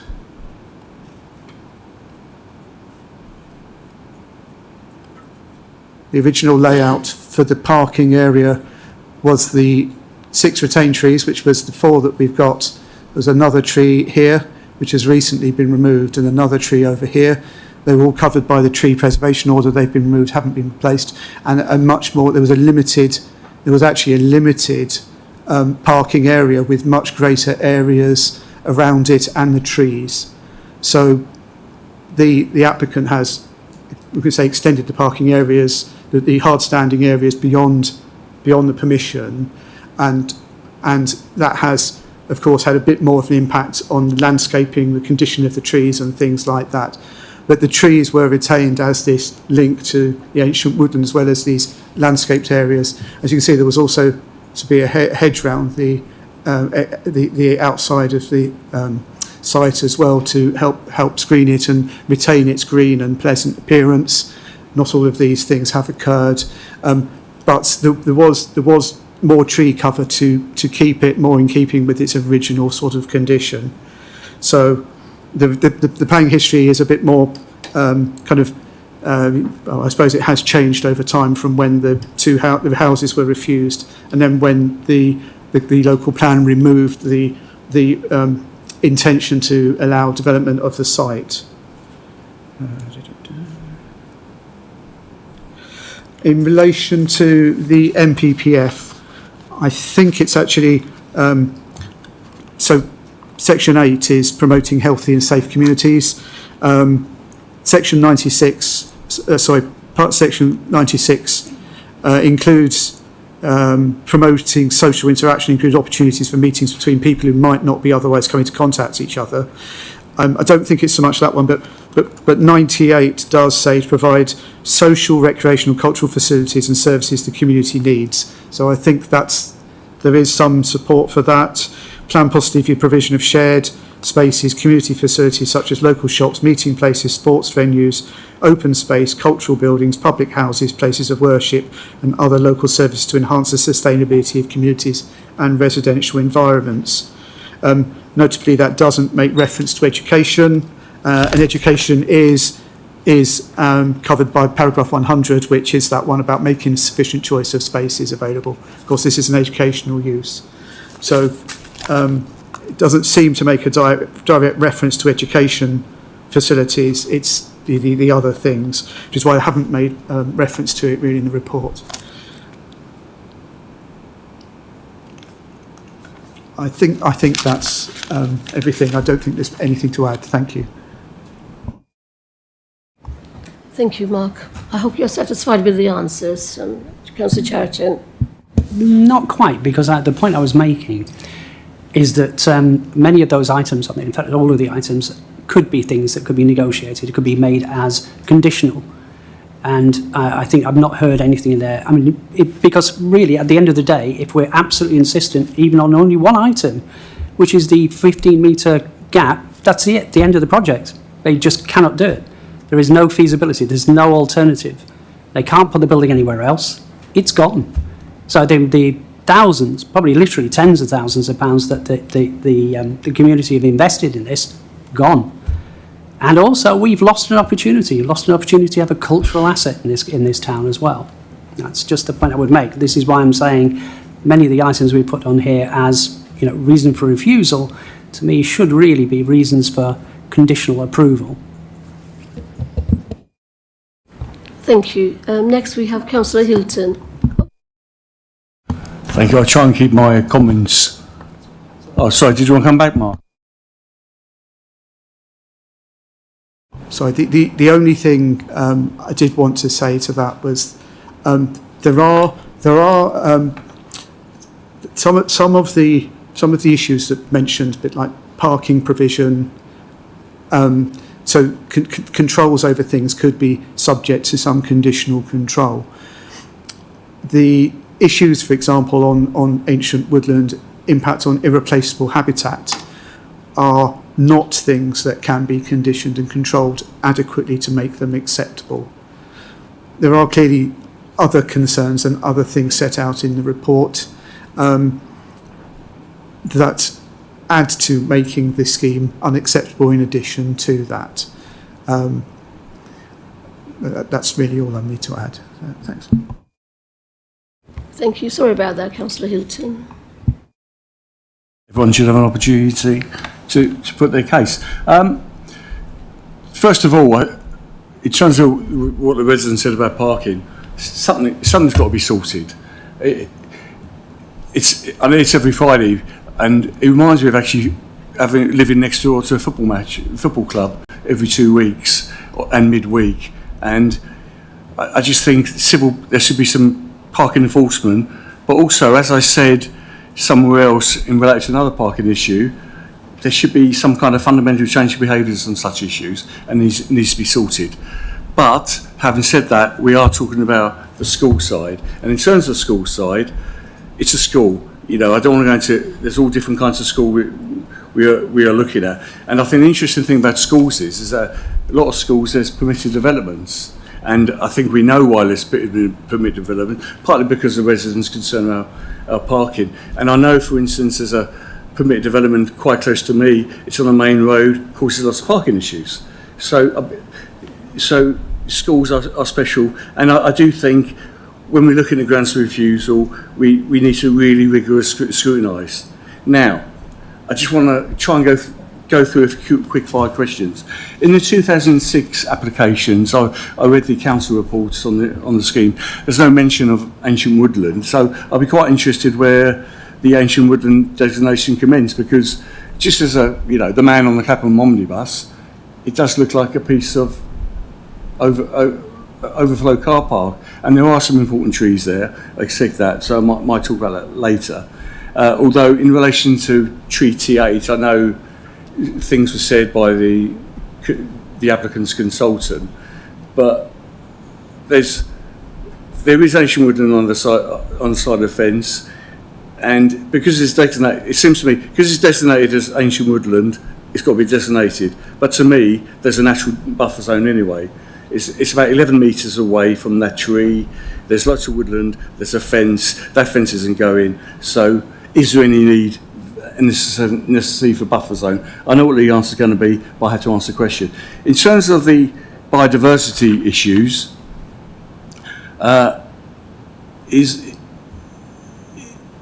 and the added value, I know that's probably quite hard to qualify, but have we had discussions with the applicant concerning biodiversity issues and the 10%? Because to me that's an important thing. And I think one of the speakers, Councillor Nawaz, possibly spoke about the trees on the existing site. I'm not entirely sure what category trees they are. I mean, are they grade A, grade B, grade C? Could you just confirm that? In terms of urban design, I didn't know until the applicant's email on Monday, I think it was Monday or Tuesday, that there was actually some significant changes with the previous application. Is that correct? And if there's been changes, what effects has there been on massing? And just looking at from the drawings, the design doesn't keep, and I mentioned this on the site visit on Monday, it doesn't be in keeping with the existing building. Classrooms are normally pretty functional, but it seemed pretty in keeping with the existing design.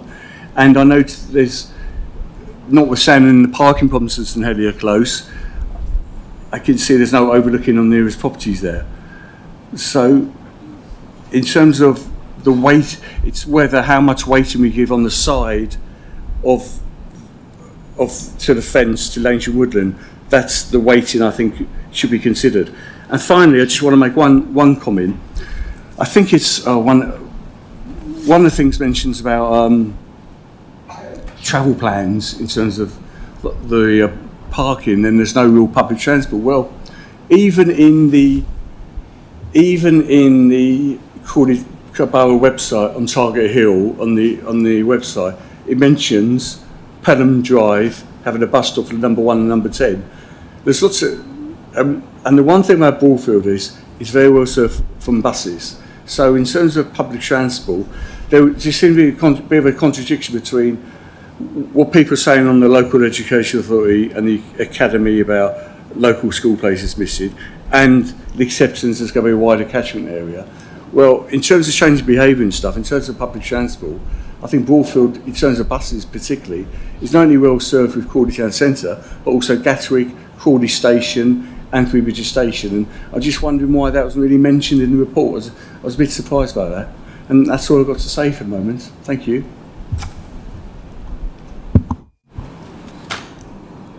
So, thank you, Chair. I don't know the exact date of which it was designated as ancient woodland. I can't answer that. In relation to the buffer zone, so that the buffer zones are, so the extent of the ancient woodland goes up to that fence and extends into the site. So it's not just the trees that form the ancient woodland, it's the soils, it's the other things that may well be within the land. As the applicant's own report identifies that some of the remaining grassland has, I think, orchids on it, and there's talk of taking some of the grassland and relocating it somewhere else, which is an identification that ancient woodland is not just about the woodland. So the building and the fence are effectively on ancient woodland. You would need a 15-metre gap from the edge of the ancient woodland, which would be essentially where the fence is, rather than into the ancient woodland, which is the other side of the fence. And it is more than just the trees, although it appears from the photographs and everything else that the building itself is likely to have to result in some works to some trees to cut them back from the boundary because of the close relationship. That's not a great thing in its own right, which gives you some idea of how close it is to the ancient woodland. The ancient woodland, again, it's not just the trees. Then when you've got windows facing it, which is, for example, some of the classrooms, which are single aspect, and also the main hall, which also faces it.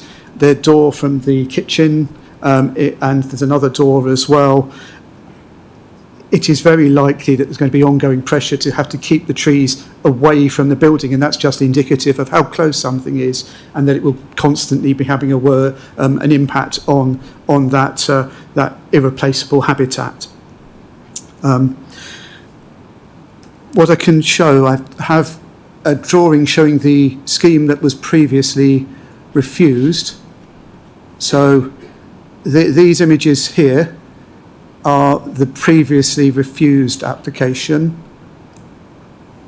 So this is the last ones, which was again predominantly a 2-storey building, a taller central section, and wings to the sides. Same here. And then just to show there hasn't been, I'm going to argue there's not a significant difference between this that was refused last time around and what is proposed. And what is being proposed is this building. So again, central taller section, slightly lower wings to either side, but the same, a very similar Vulcan massing and design. So there were significant changes when this application was being considered, but the last decision was taken on the basis of these drawings with some landscaping around the edges, the wall around the site, and quite a significant and long building above it. I haven't brought drawings of the earlier iterations because, of course, they weren't considered by the committee.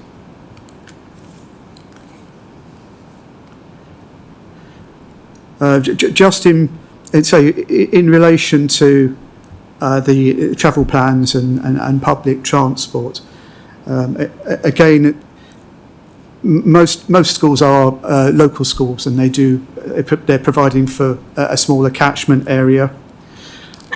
This isn't. It is going to be a wider catchment area, sort of Crawley and beyond. So whilst it is accepted clearly that there are buses that do come here, because if it's a wider catchment area, it is more likely that there's going to be more people coming by car, just because of the distances that are having to travel to get to it.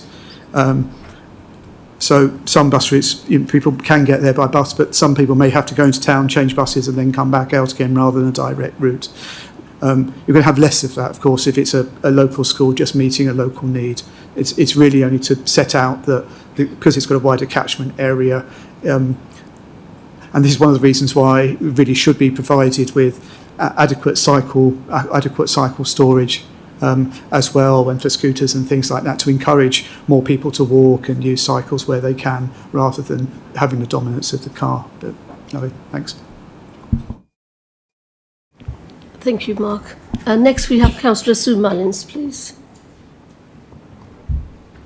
Nick, did you want to add anything? Yes. Quickly, because I don't want to prolong any more than we need to. There's a bit of a contradiction there on the last comment about the cycles. If they're coming from a wider area, there's probably less likelihood to have cycles. And I know the standard's 22, but I think there was provision for 15 cycles, which I think in the circumstance of the wider catchment area is probably sufficient. Thank you. Sue Mullins? Sorry, if I could just come back very briefly. That's why effectively the reason says they haven't demonstrated that they're meeting that requirement. So if it's effectively permitted as it is, it wouldn't be providing enough to meet the cycle standard, and we just want cycle parking and scooters to try and encourage as many people to use those other modes of transport. Thank you. Sue Mullins? Thank you. I have gone through the paperwork for this, like I'm quite sure we all have, because it's really quite a complicated one, and it is quite a long-running one. I'd just like to remind people that Broadfield Mosque was first built in 1996, I think it first opened, 30 years ago now, and at the time it was incredibly incontroversial. I know it was because my son lived just two roads away from it, and there was a lot of talk and a lot of opposition to it, and since then it's settled into the landscape. It's certainly not an eyesore of any kind at all. It looks like part of Broadfield, an important part of Broadfield. Now, we talked a lot on training when we do our planning committee about material planning considerations. They are really important, but there are a lot of material planning considerations, and quite often they can be contradictory to each other. And what we'd have to do as planning members of the planning committee is to weigh up the balance between those considerations as to which is the things that carry the most weight. Now, I'm really cross with myself because I obviously went through this and scribbled lots of stuff, like I always do, which then I can't read. But one of the ones I wrote down, which I really thought was very pertinent in this case, was that one of the material planning considerations is great weight must be given to a community's need for a safe school. Now, I don't know which bit I read in it, but I'm hoping that the planning officer can point me to the right bit of that, or maybe somebody else on the committee can. Let me just go through bits at a time, because it is complicated. First of all, I'm very glad that I visited the site, because I don't think you get an overall an idea of what the site looks like if you haven't actually been there and walked around it and experienced it. At the moment, some of the pictures that are up there made it look like it was a nice green piece of land. At the moment, it's not. It's a gravelled over rather bumpy parking space, and with two big chain gates out at the front. Not an attractive site. There are 4 trees remaining on the site, large trees, none of them that look particularly attractive, but they are 4 large trees, and I am the last person in the world who would ever consider getting rid of trees. But if you're going to produce anything in this town or build anything, at some point you have to compromise and say, what is the better good? Do we keep these trees and refuse completely what's happening, or do we remove those trees and then think of another way? How can we replace them? We can't replace enormous trees on that site because it is a very tight site. the applicant has demonstrated that they want to put in lots more planting, smaller trees and much more attractive planting. But is there possibly a way we can do a condition where those 4 trees are replaced elsewhere in the borough, perhaps under the auspices of Crawley Borough Council, explaining to them where they could be put, possibly at the expense of the applicant.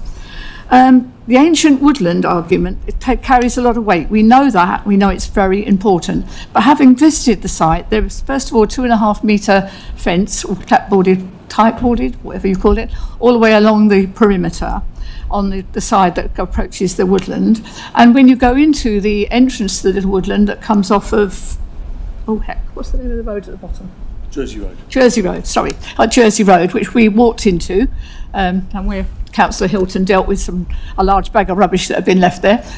But it's obviously quite a quiet place, but a well-used path. Now that path runs all the way along below the level of the fence. At the moment the fence is really quite high up and the path runs along beside it.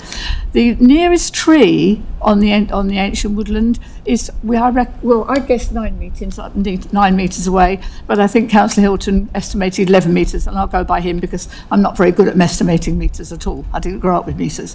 But that's the nearest tree within the woodland. Now I agree, ancient woodland is not just about trees, it's about what's underneath the trees, the grass, the scrub, the brambles, all the other stuff that's there where wildlife has its habitats. But the part that runs along by that fence is quite low. It's already compromised by the fact that there is a well-used path there, and obviously well used by dog walkers as well. So I would have thought it just, I don't think this is a particularly consideration that the school will be too close to that part of the woodland. Also, when you look at the maps and you look at that woodland, it's extremely extensive. It goes all the way up to Target Hill, and I think we've mentioned there's a wildlife. It forms part of a wildlife corridor. It is huge. It really is big and a very important part of Broadfield. But I don't think that this school is going to have that big an impact. And while we're talking about ancient woodland, I would have thought this was a wonderful opportunity for a school that was going to be built there, particularly a primary school, for a school to take the opportunity to introduce the pupils to the wildlife, to the ancient woodland, to show them and teach them to appreciate and understand what the woodland is there for and how important it is as a part of our ecology in Crawley. West Sussex County Council didn't object to the roads and the parking. We always know that West Sussex County Council very rarely do, but it's been said there is a problem with parking there. There's a problem with parking around all schools, and it really does need looking at in a holistic way. And I think we need to think much more carefully about what goes on around schools with drop-off and pick-up points. And as it is for a short time, but it does cause a lot of problems for the people who live in those areas. And therefore, we should be thinking much more carefully if we're having double yellow lines and zigzag lines. If they're there and you're not supposed to park on them, then somebody somewhere is responsible for making sure that people don't. And I feel quite strongly about that. Yeah. The West Sussex County Council also said it could have an impact on the intake into their local schools. Now, if this was a normal intake of a primary school, a normal state school, I would possibly agree with that. Not that I always agree with West Sussex on their pupil numbers, because they don't always get it quite right. I have noticed on many times. But this is a faith school, and this is a faith school which will just be drawing from the community around Broadfield. It will be drawing from the community all over Crawley, and possibly from further beyond. At the moment, we know there are a large number, I've heard, I've asked this question many times, there are a large number of children in Crawley who are of the Muslim faith who actually are homeschooled. There are also a large number of children of the Muslim faith who have to travel out of Crawley as far away as Croydon, which is 25 miles away, to access the sort of education they would prefer for their children. I also heard, much to my surprise, something I didn't realise happened, that some children actually go and board as far away as Yorkshire with family relatives, just so they can have an access to the education that parents and their children would like to have. Now, as has been said many times, we have schools of every denomination in Crawley. We have Anglican schools, we have Catholic schools. If there was necessary, we would be looking at providing Jewish schools if the demand was there. Whatever our personal opinion is about faith schools, if what is good for one is good for everybody.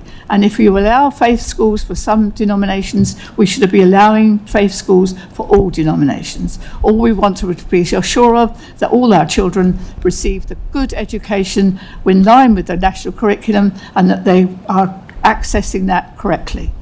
The travel plan. It does seem very confusing that we're talking about we don't meet the right requirements for scooter and bike parking, but we're talking about a faith school which we're going to draw people in from all over Crawley and possibly further beyond. Yes, it's a great idea to have bikes and scooters, and yes, lots of children do use them, but I would have thought in this case, not being 5 or 6 short of spaces is not going to make a big difference to this school, and certainly shouldn't be a reason to refuse. Overall, I'm minded to permit this one because I think all the objections that have been made could be covered by conditions. I don't think it's impossible to do that. It's a very tight site, and as been said, it's not the ideal place, but nothing ever is ideal. Crawley is a very tight place. We have very tight borders. We have a great shortage of land and places to build, but we need to satisfy the needs of all of our communities, not just a few. Thank you very much. Thank you, Councillor Mullins. The only thing that I was going to respond to is that the paragraph 100 of the NPPF gives great weight to the need to create, expand or alter early years schools and post-16 facilities, not specifically faith schools. It's just that it is accepted that it's all facilities and faith schools are fitted within that. So there's not a distinction between faith schools and others in that regard. That's only in relation to the DCLG guidance, which gives more weight to state-sponsored, state schools rather than private ones. So that's all. Thank you. Next we have Councillor Conway. Thank you. Just to touch on something from Councillor Mullins before I proceed with my question, I feel like the waters are slightly muddied because we talk about the need for faith schools, and I don't think that's the question on the table tonight. I don't think we're questioning if there's a need for a faith school. People have a right to want their children to go to their faith school of choice. I think the question is more, is this building suitable for this particular site?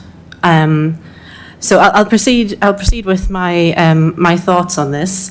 I want to thank the architect and the community coming along tonight on all their impassioned pleas. I understand this is a labour of love that's been going on a long time, and I appreciate all the hard work, and thank you for presentations. And the question I have, it would be asked of any building of any nature going onto this site, regardless of the capacity or the faith. So I've listened to our planning officers who give a very, very detailed list of reasons about why this has been refused. It sounds like there's a litany of reasons there. Most notably, historical woodland and ancient irreplaceable habitat. Now I understand ancient irreplaceable habitat in England is protected by laws, and it's written into our governance and laws for a reason. And those laws apply across the board equally, without fear or favour, to all planning applications. And I did note that the planning officers did state that the planning goes ahead on these kind of sites that are protected in quote marks wholly exceptional circumstances. And for buildings that are of national significant infrastructure is what I heard you quote. So I guess my question comes down to, and everyone on the panel, does the need supersede that planning law? And I suppose this may be answered, it's already in part been answered. I know Speaker 3 did talk about local educational choice, and a few councillors have mentioned cultural well-being, which are very, very valid, and as a multi-faith society, we do need to consider the needs and wishes of all different faiths. In our current education system, I'm just wondering, is that need satisfied in our current education system? Is there a need that is wholly exceptional for a building to go ahead on this site with going against the laws regarding the protection of trees and all of the other list of problems? Our current education system does state that we need to have a diverse and multi-faith education for our mainstream schools. And our mainstream schools are full of children from all backgrounds, all faiths, and they are taught a multicultural, multi-faith education as stated in our national curriculum, as laid out by our government. Many children of faith do go to additional faith classes, whether that be in a church, synagogue, temple or mosque, outside of school hours. So I guess the overarching balance we need to have is, what is missing from our current educational system that is being provided by this new school, and that satisfies a wholly exceptional circumstance? And I suppose that question would be directed at a person of religious expertise that can maybe say why this school is an exceptional circumstance for this particular site. Thank you, Councillor Connell. I can't answer the specific part about the demand for the faith schools or that side of things. The only thing that I can make reference to is that the reference to what is wholly exceptional circumstances provided by the NPPF gives that example of nationally important infrastructure with wide public benefits. Our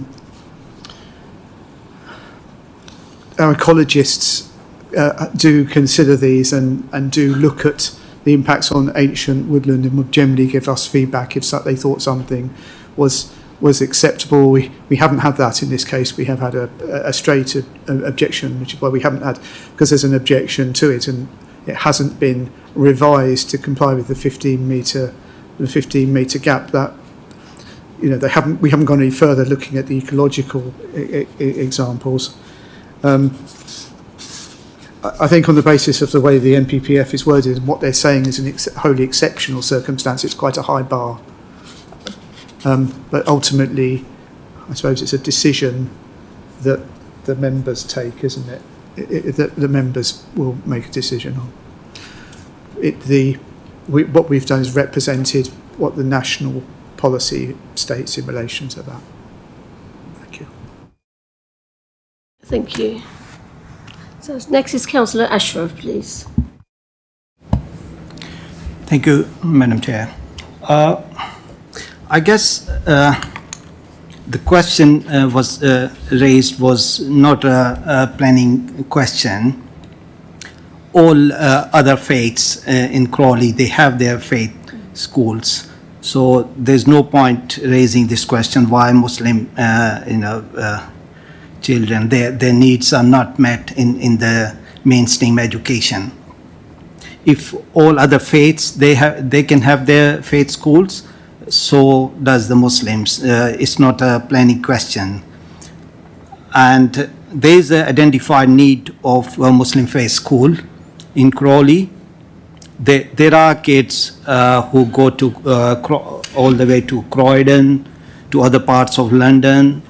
They go to boarding schools in Leicester, Blackburn. So this has a economic, environmental, and social impact, the 3 pillars of planning decisions.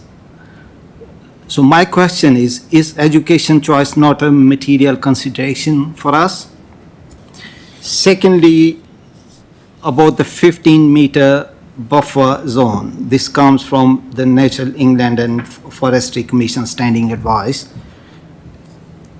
I understand it's a guidance rather than a legislation, and there are developments around the country that have been approved with the smaller buffers where impacts were considered acceptable. Can you please confirm this? Thank you.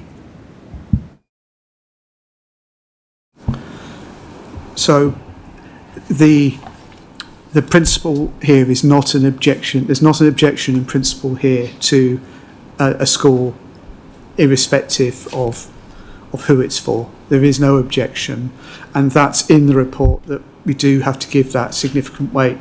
That's in accordance with paragraph 100 of the NPPF, and it is actually supported by local plan policy. I think it's IN1 or IN2. So I think it's got nothing to do with that side of things. With the 15-metre buffer zone, this may well have been acceptable in other locations. I don't know what the circumstances of those were, or what information was provided to say that they could have a smaller buffer zone or whatever. But in this particular case, we don't have a buffer zone at all, and our ecologists, who are the people that give us advice on the acceptability or not of developments in relation to compliance with national standing advice from Natural England and from the Forestry Commission, which we have to give great weight to, is that this is not acceptable and has not complied with the requirements of national standing advice. National England historically were a statutory consultee. We don't actually we don't consult them, but we have to refer to their standing advice, and this is why we have to give it weight, because they don't respond to quite as many consultations as they used to. They've reduced the number, and it's a bit like highways. Highways have reduced the number of consultations that we make directly with them, but we do on signage. They have standing advice. If it doesn't comply with the standing advice, we have to consult them directly, or potentially we have an objection. If it's not complying with the standing advice, it's not in accordance with the guidance from Natural England or the Forestry Commission, so therefore we effectively have an objection to it. That's really what it is. Thank you. Could I please ask Councillor Tidy now? Thank you very much. So the question that's been put to us, which is not the question we're answering, is should we have a Muslim school in Crawley? That's not the question. The question is, should a school be in that location? And the answer has got to be no. The United Kingdom is one of the most nature-depleted countries on Earth. Bird populations are the hardest hit, with 43% of them nearing extinction. I mean, if my grandfather thought I had any part in destroying the environment in Crawley, he would be appalled. He'd be spinning in his grave. Now, the buffer zones that we saw are absolutely accurate. I don't know what other councillors, maybe they're not as sad as me and they don't spend their time planting trees.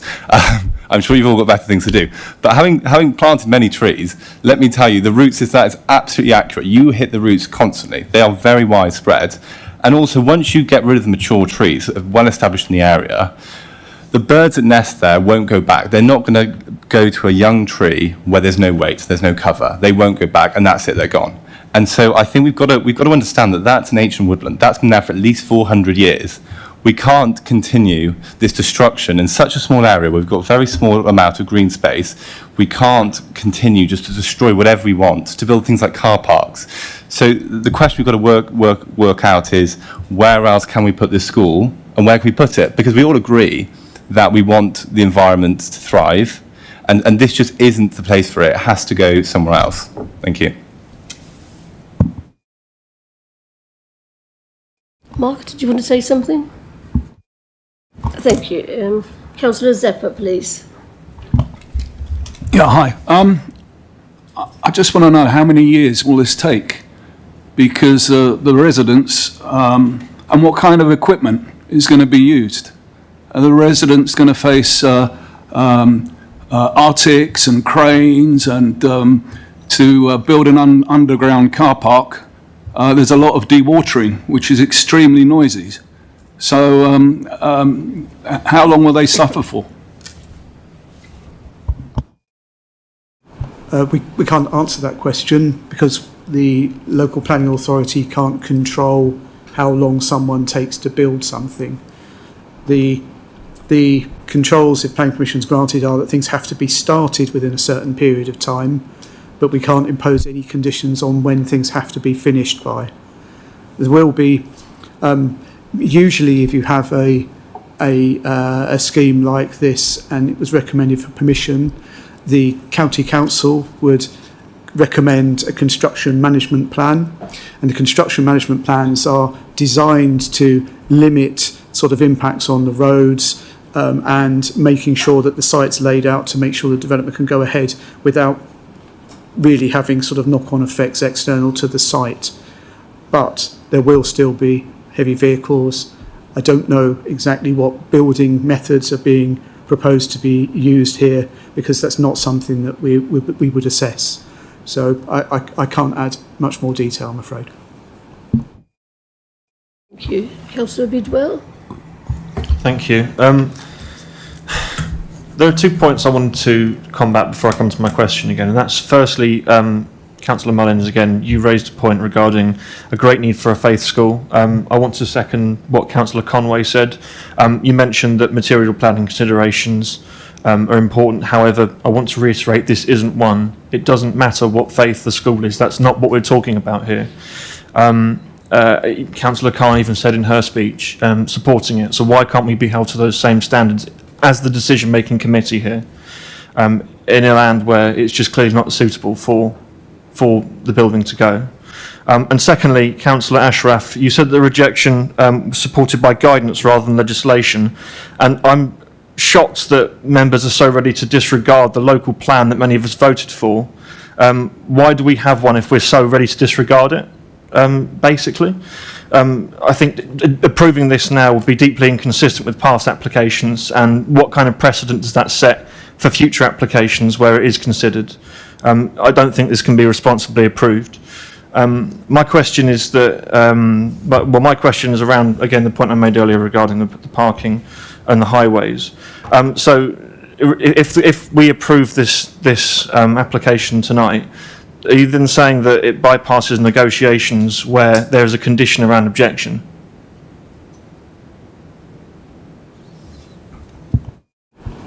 I can't second guess what the councillors may or may not do, and what the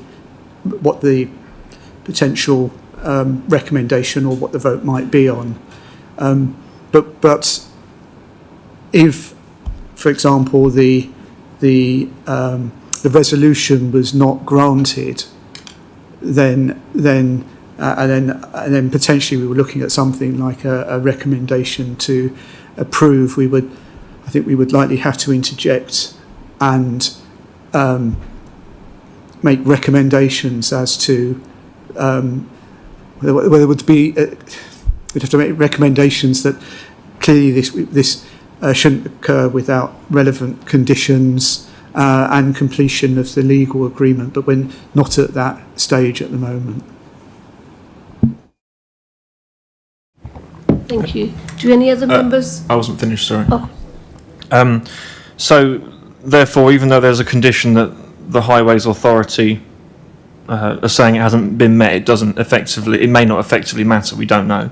I think if that's the case, then I think as an authority, it's a failure, especially when residents have come out to suggest that there are so many issues that could be happening in terms of, people being hurt, especially as the wording here is that it doesn't meet safe and proper requirements.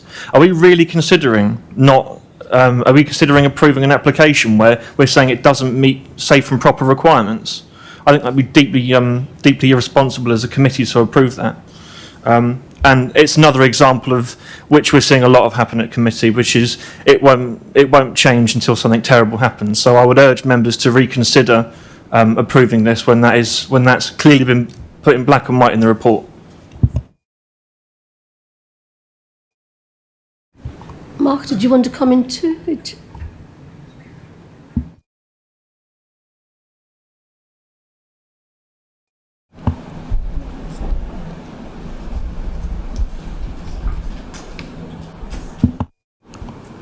So I think those comments in relation to the legal agreement and the requirement for the legal agreement, which is that there needs to be some alterations to the line markings and the layout of the highway to make it acceptable, as well as there would also be some controls required conditional to make sure that the access into the building was delivered and the parking was provided. If the officer recommendation was overturned, then it is very likely that our recommendation to you for anything that was then to come forward would be that the application would be either delegated to the head of planning services or potentially deferred to a future meeting, subject to looking at suitable conditions and ensuring that the legal agreement is completed to overcome that concern. As it's not currently addressed, if it's refused, then the refusal reason is there to ensure that if, for example, this was then at an appeal, it is a matter that is formally addressed, and to make sure that the considerations of the county council and the reason why they're saying this needs to be done to make the development safe and proper use are considered, and it's there to a certain extent to force applicants to have to address it and make sure they do enter into that legal agreement, or else we effectively therefore have an objection from the county council. So. Thank you. Councillor Hilton, please. Come back, some strong words, and it's an important point you make, Councillor Bidwell, but just looking at 537, West Sussex does not appear to object to the development on the grounds that parking would have an acceptable impact on the safe and efficient operation of the highway. We need a proper management plan. But I accept the issue with the mosque and the parking needs to be controlled, but we are talking about the school. And I just wanted to come back to Councillor Sidey. Yes, Ancient Woodland is important, but the slide's gone now, hasn't it? But the slide of Target Hill, it's not. If we were getting rid of that, I'd be concerned. But in the end, yes, there are some TPOs, and we have got rid of them at Telford Place. But I think that ship has sailed because of the car park which was built in and allowed retrospectively in 2009.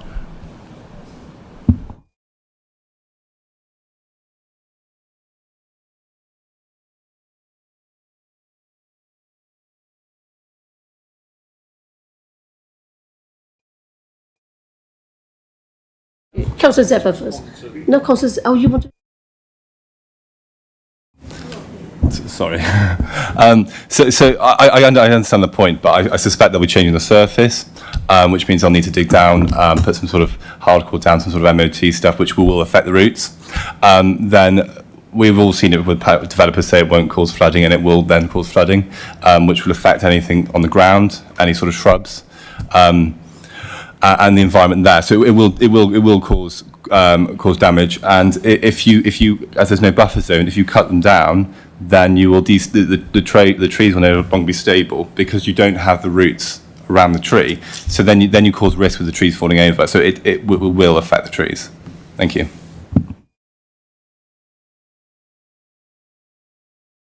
Councillor Zepper now. Thank you. Yeah. I just find it very difficult how we can vote when we don't know how long this will take to build. No one can give us any idea. 2 years, 3 years? How long the residents will suffer? Should we not delay voting until we have a report on how long they expect the building to take? I'm afraid that the planning law means that we cannot put conditions on requiring things to be undertaken within a certain time period. It is something that is outside of the local authority's control. Somebody can start something, it could be done in 2 years. Some people might start something and they may be working at home and they might finish the extension 15 years later. But it's not something the local authority can control. What we can control by construction management plan is how it's undertaken, but we can't control the timescales for it, I'm afraid. We cannot make something be finished within a certain timescale. Councillor Cheriton? Yeah, again, trying to get a sense of perspective around this. To Councillor Hilton's point, just a couple of things. If you've read the report very carefully, it does, the arboriculturalist report on behalf of the applicant does say there's only one tree that's actually affected, a T8 tree, and we've already discussed that. That's within 11 metres or so, estimated 11 metres. The arboriculturalist report, which is a detailed report, does say that of the 353 square metres, I think it is, of the tree roots, only 5% of that actually encroaches on the area of parking. They're going to be mindful of that. And in their view, that was going to have negligible impact on the T8 tree. So I think we have to take all of these things into consideration. I hear that the NPPF, and we have a legal obligation, but what gets to me is the apparent rigidity of this 15-metre rule is, I find it hard to believe that for a small development like this, we're not talking about hundreds of houses where we might have massive impact on very pristine, very beautiful forest. It's not. This is a small 100-foot stretch of a very much bigger patch of land. And also, that, as far as I could see, the consultant also said there are mitigations that can be put in place which do not require a 15-metre tranche to be put in here. And I reiterate, if we're insisting, if we're saying that national legislation is utterly rigid on this and does not give us any flexibility, then this is a non-starter as a project, and always was. And which is what also I find a little bit odd, because we've spent 10 years or more on something which essentially 10 years ago, you should have said no, because, you know, legislation says absolutely not. I suspect there is more flexibility in there, and I think none of us want to see any kind of forest affected. And I don't know that it's proven that this will necessarily affect us. As far as I can see, the details I see around that is things like noise and light pollution. It's things like tipping waste into the landscape. None of that is going to happen. This is a school which is used a couple of hours a day on, you know, most days. It's hard to see how that. Certainly, if you put mitigations in. Now, I grant you that if I was of a mind to pass this rather than refuse it, I would want to insist on conditions to make sure that we protect the forest as much as we possibly can, and to make sure these traffic management things are put in place as well. Absolutely, they've got to be put in place. We can't just let it go willy-nilly. I entirely agree with that. But, you know, as I say, getting a sense of perspective on this and what we're really talking about, we're not talking about massive impacts. We're talking on a small impact on one big tree. I accept that we don't know whether it's what's the ground impacts, but again, it's not a vast swathe. It's a small stretch of forest. Thank you. Thank you, Councillor Cheriton. Yes, Councillor Tiley, can we just keep you very brief now? I'll be very, very quick. The Crawley Borough Council arboricultural officer, just trying to say that one quickly, and the Woodland Trust both disagree that it wouldn't affect the ancient woodland. Thank you. Point of order, the Woodland Trust didn't actually do any detailed review of the ground area. It's a generalised letter that they send out, probably on all cases where forests are likely to be affected. I just want a correction on that, factual correction. Thank you. Mark, did you want to say anything?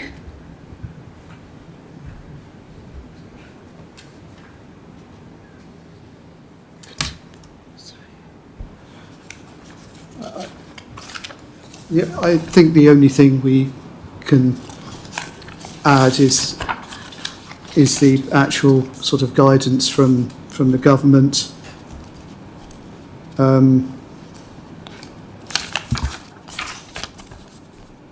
So it does say that mitigation measures will depend on the type of development, putting up screens, barriers, measures to reduce noise, light, designing open space, protect ancient veteran trees, rerouting footpaths, creating buffer zones.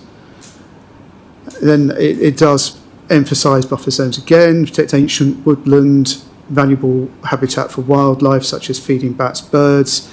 Size and type should vary on the scale and type of development's effect on the ancient woodland, character of the surrounding area.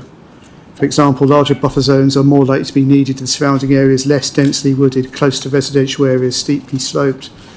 For ancient woodlands, the proposal should have a buffer zone of at least 15 metres from the boundary of the woodland to avoid root damage, known as a root protection area. Where assessment shows other impacts are likely to extend beyond this distance, the proposal is likely to need a larger buffer zone. For example, the effect of air pollution from development that may result in significant increase in traffic. It isn't just about the distance from the trees, although the impact upon veteran trees says that the buffer zone should be at least 15 times larger than the diameter of the tree, and the buffer zone should be 5 metres from the edge of the tree's canopy.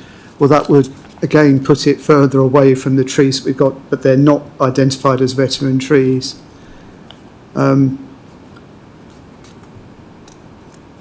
it just emphasises that 15 metres are minimal, and other impacts can potentially extend it. And that buffer zones should consist of semi-natural habitats such as woodland, a mix of scrub, grassland, heathland and wetland, and we don't have those things. Compensatory planting, so if there is sort of harm to, and we are losing some trees, then it should be to create new native woodland or wood pasture to allow for natural regeneration, improve the condition of woodland, remove invasive species, connect woodland and ancient and veteran trees separated by development. Well, this development would do the opposite.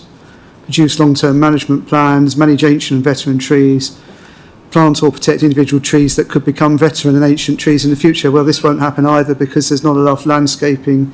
So some of the issues here with the compensatory, there isn't a compensatory programme that would do that, and it doesn't comply with the mitigation that is set out in the national guidance.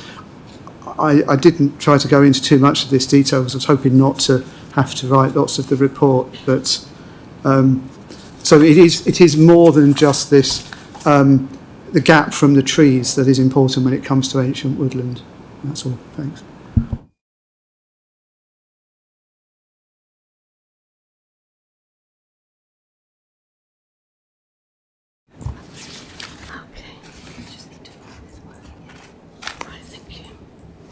As the business has not finished within the 2.5 hours set out by the Constitution, we will now vote on extending the meeting. If the majority votes in favour, we will continue for another 30 minutes. If the majority votes against, any item already underway will be debated and voted upon. Any further items will be deferred to a future meeting. Can I have a show of hands for all those in favour of extending, please? And all those against? Thank you. So the meeting is extended for further 30 minutes.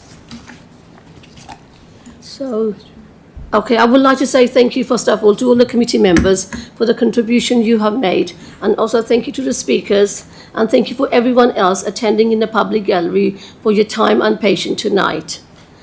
This application has taken longer than anticipated. However, I would like to ask two questions myself. So first of all, can you please confirm whether any area of the adjoining woodland itself will be physically removed as part of this proposal? Is it correct that the application site has operated as a lawful car park for many years and is mostly hard surfaced? Can you identify any specific ancient woodland trees that would be lost as a result of this evidence? That's my first question. And the second one is, national planning policy requires great weight to be given to the provision of educational facilities. Can you please explain how that significant public benefit has been weighed against the concerns identified, particularly where a number of concerns could potentially be addressed through planning conditions or legal agreements, please? Thank you, Mark. Thank you, Chair. So there's no known requirement to remove trees from the adjacent land although based on the evidence, it would be like there's going to be a requirement to cut some of the branches back. In relation to the loss of trees, the site is still ancient woodland itself, so all 4 trees being removed would technically be lost from the ancient woodland. The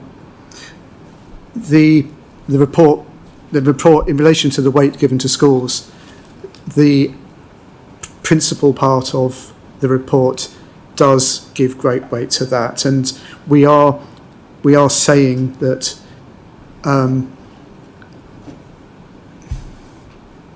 we're not saying there's an objection in principle to school. It is supported by other policies and supported by anything else, but it's weighed against other policies. So we've got a development that is set out as being contrary to policies relating to protecting irreplaceable habitats against a support for new educational facilities, and it is something in the planning balance that's weighed together, as well as the other issues that are raised, such as the impact on the character of the area, loss of an impact on structural landscaping, parking issues in relation to amenity and the character of the area, the potential issues with water mains, the completion of the legal agreement and the biodiversity issue as well. It might have been something else. But so it is given weight, but there are a number of other things in the report that also weigh against it. So, thank you. But I mean, they're building within the buffer zone. They're not going beyond it. So what impact will that have? I mean, the woodland, ancient woodland, will always be there. That's not going to be built on, because there's like everyone say, I haven't seen, there's a fence around there. So I'm not really sure really what's really going on, because they'll be building on inside what they use as a car park already though. Well, there is a difference of impact from a car park used sort of once a week or other busier times, where there's a relatively low intensity of cars driving in. Even headlights would be screened by the fence, compared with a large building close to the trees, where there will be like a restriction of the light that are coming into parts of the building, and therefore pressure. Usually, well, we irrespective of ancient woodlands, we try to avoid having buildings too close to trees or woodlands, because if you put them too close, you get this constant pressure to reduce them back, because the trees grow towards it, they reduce a loss of light, and people want light and things into their windows. This is the sorts of things that we mean by pressure that might occur to the actual trees themselves. In addition, the ancient woodland isn't just the trees, it includes the other areas that we've got here, where you've got the more natural things growing up. And our ecologists have told us that it's not been demonstrated that this development hard up against the boundary with the windows, the light, potential additional noise, there may be more fumes coming from it, won't have an impact on the adjoining site, because it is sited so close to it. The buffer zones are intended to create a gap between the ancient woodlands, where those sort of slightly more, what can we say, harmful things can occur and not impact upon the ancient woodlands, which is the land as well as the trees. It's the things that grow on them and everything else. It's a little bit wider. So I think that's the answer. Anyway, thank you very much for clarifying, Mark. Anyway, thank you everyone for your contributions. So we will now move on to the vote. Can we do that? Sorry.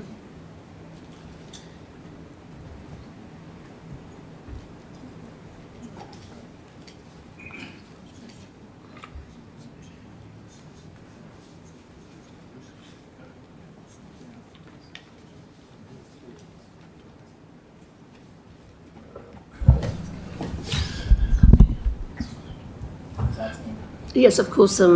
Would you like to come in, please? Madam Chair, thank you. Just to give some advice in relation to the application on the basis that from the tenor of the debate, it's clear that there may be some votes moving against the officer recommendation. So it's important for the committee and indeed for the members of the public who are here to understand what the requirements of the committee are in those circumstances. And they're set out within the constitutional rules that the authority has to apply, in particular rules that are contained within the Code of Conduct on Planning Matters. And I know that members of the committee won't have access to those presently, so I'll just read out the key rules that need consideration. They're in section 12 of the rules, and 12.1 says the law requires that decisions should be taken in accordance with the development plan unless material considerations, which specifically include the NPPF, National Planning Policy Framework, indicate otherwise, and the statutory provisions for that are set out. So that's the first and overarching consideration. 12.2, this applies to all planning decisions. Any reasons for refusal must be justified against the development plan and other material considerations. 12.3, planning committee members are advised to take the following steps before making a decision which differs from the officer recommendation. First, adjourning for a few minutes for those reasons to be discussed and then agreed by the committee, especially if the councillors differ in their views of what the reasons should be between themselves. Second, where there is concern about the validity of reasons, considering deferring to another meeting to have the proposed reasons tested and discussed. And then finally, 12.4, if the planning committee makes, or perhaps a proper construction of this rule should include, is minded to make a decision contrary to the officer's recommendation, whether for approval or refusal of changes to conditions or Section 106 obligations, a detailed minute of the committee's reasons should be made and a copy placed on the application file, and two further things need to be done. Firstly, councillors should be prepared to explain in full their planning reasons for not agreeing with the officer's recommendation. Secondly, the officer should be given an opportunity to explain the implications of the contrary decision, including an assessment of a likely appeal outcome and chances of a successful award of costs against the council should a challenge be made. So they are the rules that the committee will need to bear in mind and consider, and I reiterate again the obligations in 12.3 to consider before making a decision which differs from officer recommendation, whether or not there should be an adjournment for discussion of reasons, and if there is concern about the potential validity of reasons, the committee should consider deferring to another meeting to have the proposed reasons tested and discussed. Beyond that, just in relation to the debate that we have heard and the reasons that the committee would need to grapple with, I'm just going to give a couple of examples so that members of the committee understand the nature of the obligation. First of all, of course, the members of the committee would need to consider, if they were overturning this officer recommendation for refusal, whether or not they think the development is compliant with the local plan as a whole. And so, for example, you would need to consider policy GI2, and I focus on that because that's the ancient woodland policy that there's been a fair amount of debate about this evening. That directly follows national policy and adopts into the plan the following words. 3. National Planning Policy Framework cites ancient woodland and aged or veteran trees. Development resulting in the loss or deterioration of irreplaceable habitats, such as ancient woodland and ancient or veteran trees, should be refused unless there are wholly exceptional reasons and a suitable compensation strategy exists. A buffer zone between development and ancient woodland will be required in line with Natural England's standing advice. So that is direct policy from the plan that has been adopted. There are obviously a number of plan policies, and as members of the committee quite rightly pointed out, they can sometimes be in tension, but that's part of the policy matrix that the committee will need to grapple with. Therefore, when we look at national guidance, and in particular paragraph 193, the committee will need to ask and answer questions like, does the committee disagree with the technical advice that's given by the council's ecologists? If it does disagree with that advice, why does it disagree with that advice? What are the circumstances, the material planning circumstances, that make this case a wholly exceptional one, allowing paragraph 193 to be displaced? What is the suitable compensation strategy? If the committee are not satisfied that this is a case that is wholly exceptional, then what are the other material planning considerations that override the application of paragraph 193? Mr. Robertson referred to the guidance that is national guidance in relation to ancient woodland and veteran trees. And correctly, the reason I'm addressing this is because the correct approach to guidance is a matter of law. It's not a matter of planning judgment, so I address it very briefly. First of all, the guidance is for a buffer of at least 15 metres. The national guidance makes no distinction between whether or not the development is a residential one, for example, or whether or not it's an educational one, save that, as was read to members of the committee, there are examples where a buffer greater than 15 metres will be required, and larger residential development is given as one example where a larger buffer may be required. And so those are the kinds of issues that the committee will need to grapple with. One other point that comes up as a matter of law is that there's been some debate about how similar or different this application is to the previous application that was before the committee. The members of the committee will know that there's a principle of general consistency in the decision making of this committee, so there will also be a need for the committee's reasons to address, if you're not following what was done in 2021, what is it about either this application that's different, or about the policies that apply, or the weight that you're giving to those policies that are different? Chair, unless there's anything else that you wanted legal assistance on, that's what I was proposing to say. Thank you, Wayne. I mean, if anybody want any clarification, I mean, we can ask Wayne to clarify anything, but are you satisfied with everything? Thank you. Sorry? Yes, Councillor Mullins. I'm not sure if it's relevant, but I'm just wondering if we should ask the question that when the mosque was originally built, when you look at the maps and the layout, that the mosque itself is incredibly close to exactly the same piece of woodland. Were those considerations taken into account at the time? Or has the law changed? Or That's why I asked the question there. It was referred to in 1669.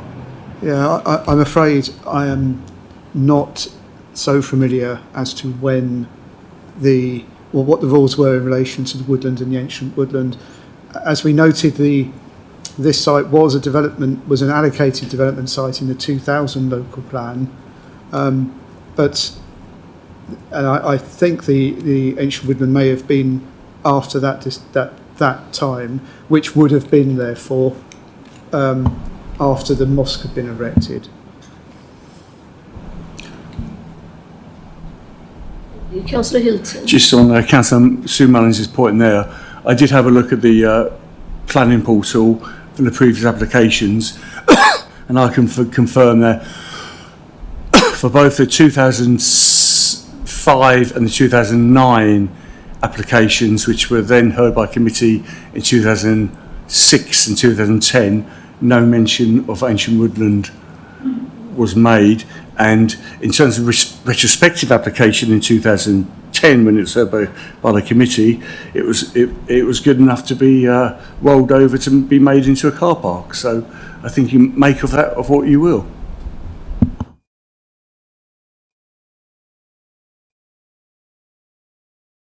Are we all satisfied with everything? Yes, so should we go on straight on to the voting? Well, No. Yes. Hang on. I'm not sure your legal advice is saying that.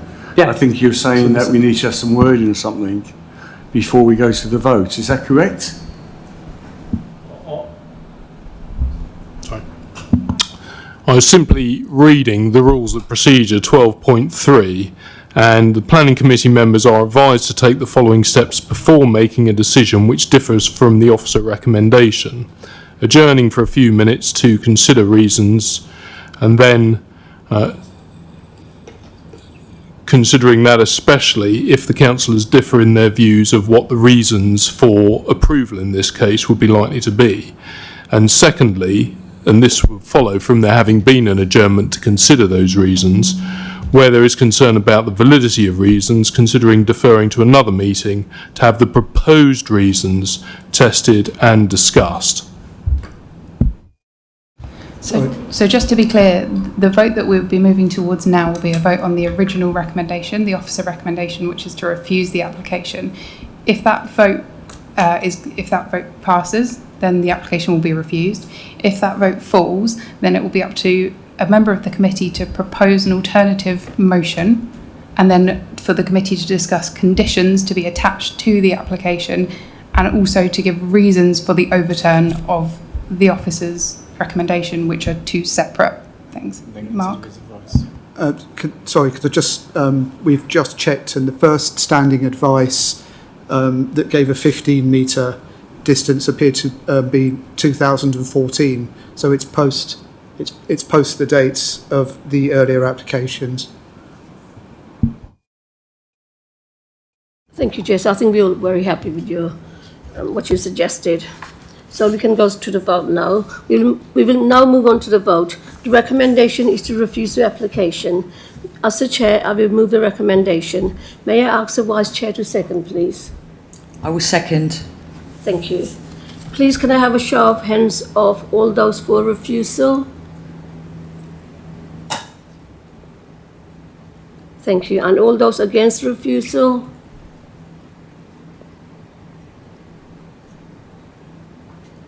And all those abstaining? So application CR slash, do you want to carry on? No, slash 2022-0469 slash FUL has been against refusal. So at this point, as I just mentioned, the officer recommendation to refuse the application has fallen. So now a committee member should put forward an alternative proposal, please, an alternative motion.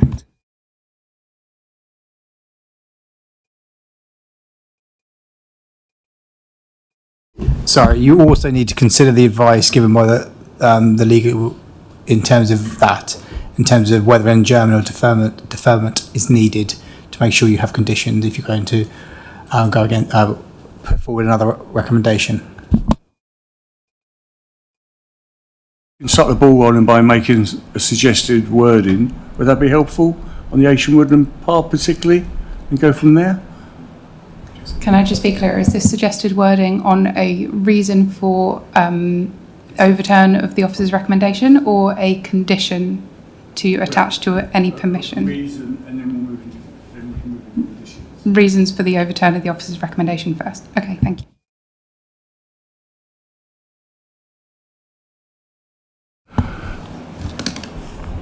So the preamble will be that the committee overturns the recommendation and accepts the application. The wording, and I can email this to someone if that's helpful. I'll read it out though for the committee's benefit. The committee considers that while the proposal within the identified Asian Woodland area and buffer, the site's current condition and existing lawful use significantly reduces its ecological value. The impact on adjacent woodland is not considered to be unacceptable, particularly having regard to the long-standing coexistence with the mosque development. Furthermore, impacts on trees, including T8, can be adequately controlled through planning conditions.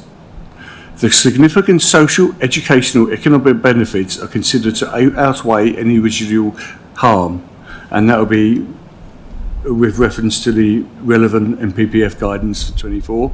The committee considers that while the proposals within an identified ancient woodland area and buffer, the site's current condition and existing lawful use significantly reduces ecological value.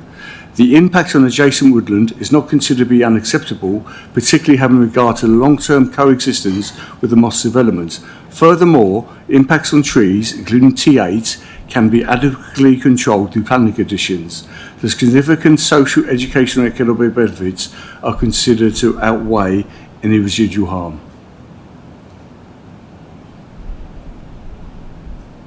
That's my start for 10. Thank you, Nick. Does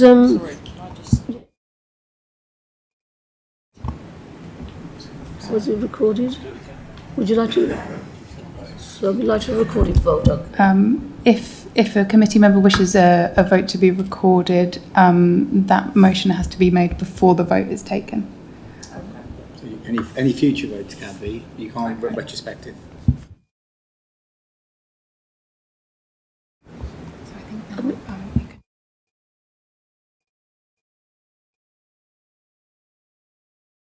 Okay.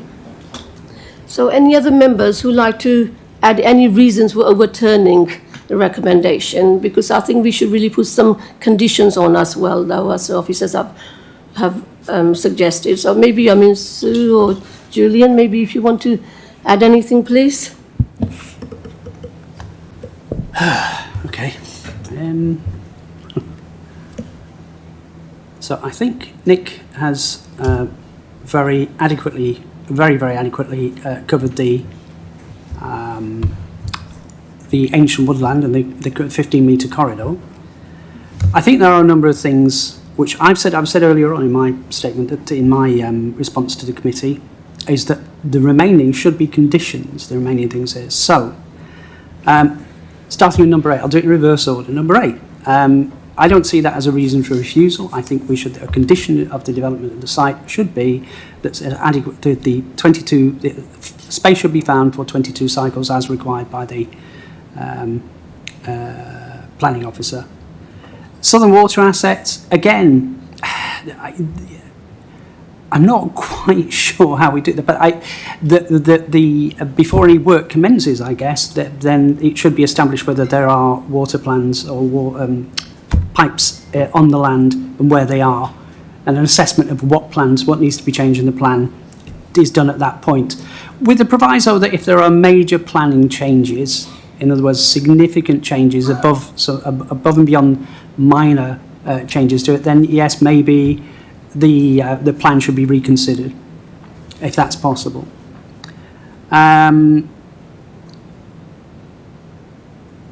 Reason for refusal 6, development would not provide any net gain in biodiversity or enhanced features of nature conservation within and around the site contrary to policy. I think, again, look at the planting. If there's a way to enhance the planting, then that should be a condition of this acceptance. Yeah. So, and anything else that might contribute to enhancing biodiversity. The S106, I find that astonishing, but I think we've clarified that, if we accept this, then S106, and as far as I know, the applicant has been more than willing to go ahead with an S106. I think the issue was they didn't want to give out money until they're sure that there's some assurance that this is likely to go ahead. So I think that's taken as read that we will require an S106. Yeah, travel plan, coming to that. The protected trees, I think the mitigation is in what Councillor Hilton says there, which is essentially, we think 98B of the National Policy Framework, NPPF, covers that. I think, just the same as it did in Telford Place, where we decided that we had to very sadly fell a mature oak because we were building much needed accommodation. This is a much needed faith school, and I don't really care about the faith of the school. I'm not a particular believer. In fact, I'm of Jewish descent, so I don't care about the faith of the school, but I know many people do, so it's important. That's why I think 98B trumps all other matters. In terms of the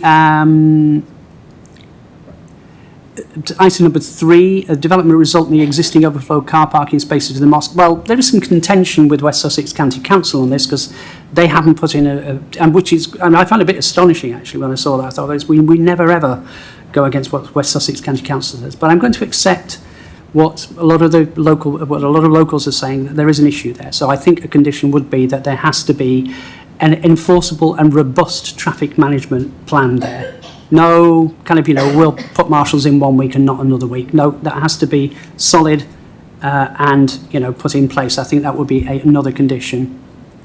As to the massing and so on, I think that's I think in relation to the site, I'm not sure that's even, I don't even know if there's a condition. It isn't a condition. That's a, I want to say is actually, I think it's somewhat a matter of opinion as to whether there's what the massing is and what the impact is. And I would stand my ground on that one. And particularly given that, the applicant really doesn't have a lot of choice in this. If they want what they want, then the massing has to be what it has. And they have tried to comply. They have tried to reduce eaves and so on. So I see there has been compliance there. I think that's about as much as I want to cover. Is there anything else, I think? Before I bring in Sue, could I please, I think Councillor Bidwell wanted to just add something. Yeah, so 5.28 says that there were a number of conditions that West Sussex County Council had. I don't know what the full list of conditions are, but 5.27 suggests that there was a stage 1 safety audit and designer's response. I think a condition should be that that is completed, because it wasn't completed. I'm sure we noted that. Thank you. Sue? Thank you. Light pollution was one of the things that were mentioned, and I would like to put on a condition that allows our officers to negotiate with the developers as to what sort of blinds go on the windows that face across to the woodland, and also that where any extractors, fans for the kitchens and so on are definitely positioned so that they face away from the woodland, and also taking into account the local wind conditions and what the prevailing winds are in that area. I think, to be fair to the committee, we've done a pretty good effort. So I would hope that now officers could perhaps help and kind of fine-tune. I think we've put our views pretty clearly now. I'm not sure this is happening. I'm quite new to this committee, but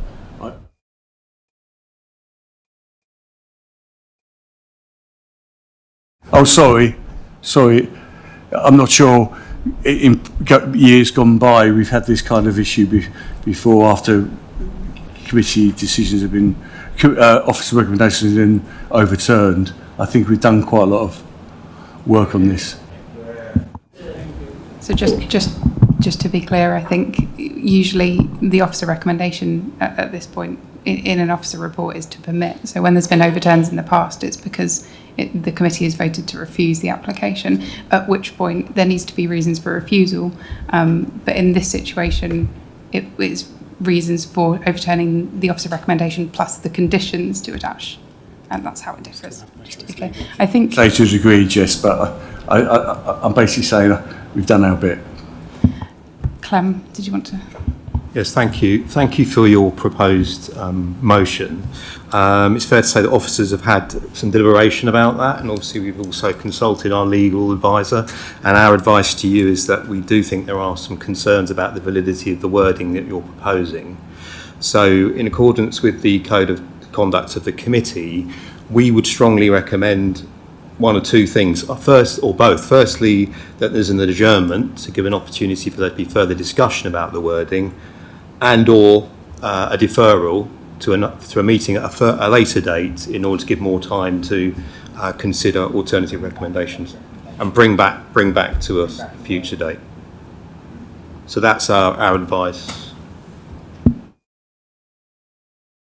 Thank you. Thank you, everyone. Anyway, I think we're quite all happy with the conditions and proposals, but Councillor Ashraf or Councillor Patel, do you want to add anything? Any of your own, anything to say?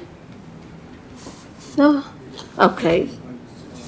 So, as we all, sorry.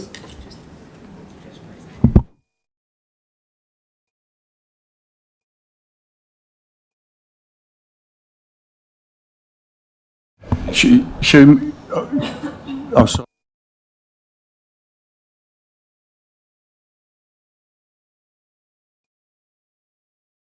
With a German chair, then, please.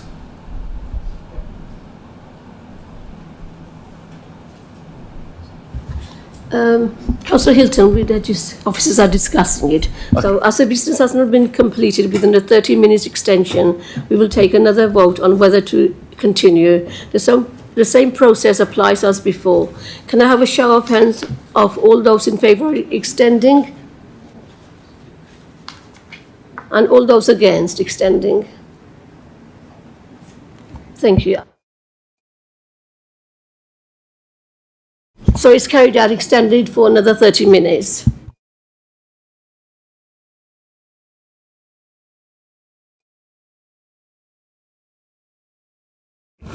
So just to give members some advice on what your options are now, you have the ability to move to the vote based on what Councillor Hilton has said, noting the advice we have, the officers have given. You can move to a deferment or an adjournment to allow officers, based on the advice we've given in terms of needing to look at the implications of what has been proposed. So they are the three options before you. It's up to members to move or second how you wish.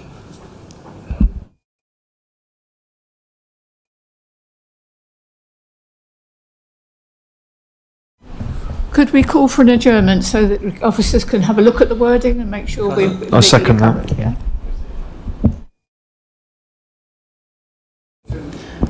Just to be clear, this would be a temporary adjournment of 15 minutes?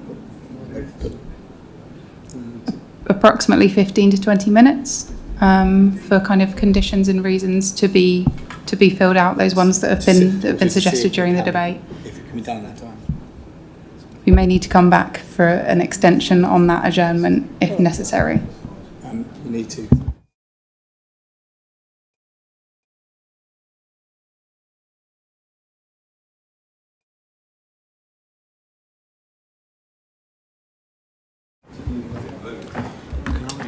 So everyone, we have come to a conclusion that we will adjourn this meeting for further 15 minutes. So come back at, well, we'll be voting for it. So everyone be happy for adjournment? Yeah. Can I have a show of hands for adjournment? Oh. And those against, please? Thank you. So it has been carried out, adjournment. Thank you. So we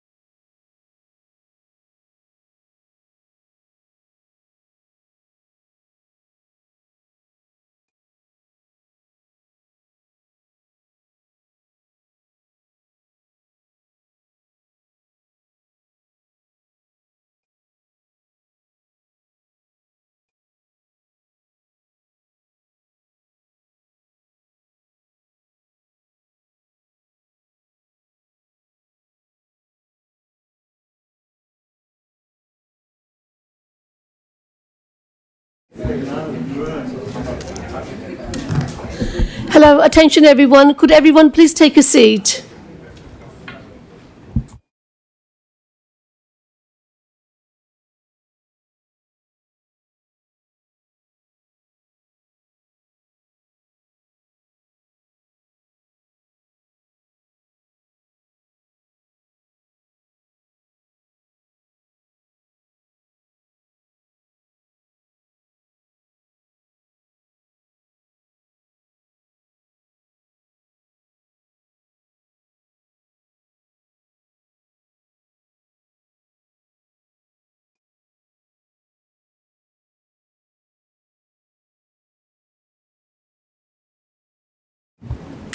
Thank you everyone for your patience. I would now like to invite Chris Pedlow to please. Thank you. So thank you, Chair. So I'll just explain what's happened in the adjournment. As highlighted by the legal advisor, an adjournment can be done where officers can consider the proposed recommendations or reasons for acceptance, which is moved by or put on the table by Councillor Hilton and Councillor Cheriton. So officers have called them in with the chair to go through what they've said, so we can consider it to see if it is if there's an ability for us to consider it at this point, to make sure they are valid reasons for approving the application. Our advice is we need further time on it to make sure they are correct and unchallengeable.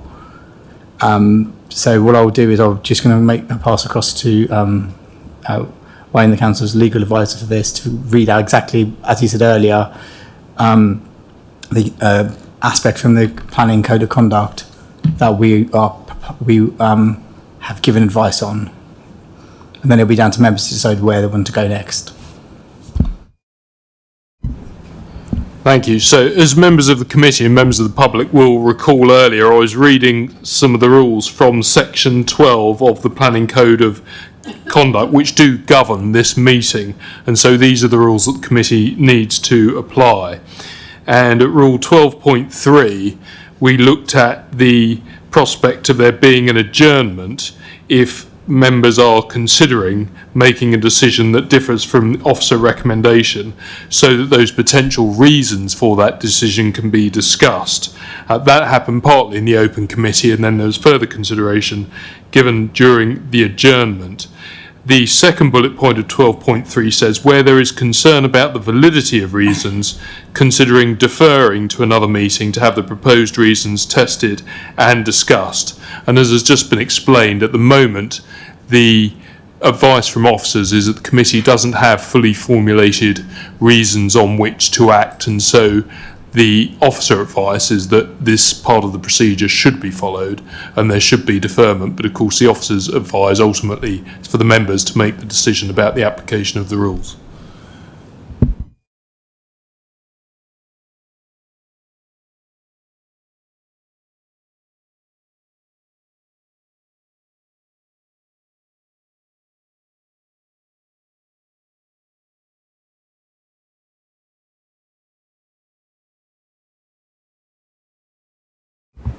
Do any committee members wish to propose a motion?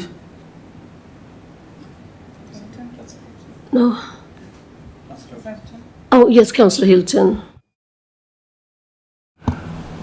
On the advice we were given, Councillor Rana's chair, Councillor Mears proposer and Councillor Cheriton seconder, given during the adjournment, as explained by both Chris Pedlow and the legal advice given as well, I would propose that we defer until the committee meeting, which I believe is on Wednesday, 2nd September, for a report to come back. Sorry. Can I just check that, based on what we're saying, is that so we can consider the elements that have been put before for acceptance? So we can. Is that what you're saying, Councillor? Thank you. So defer it to Wednesday, 2nd September, so the officers can review both my wording and the conditions for overturning the officers' recommendation reviews, and therefore to accept the recommendation. Is that good enough wording? Is it tight enough?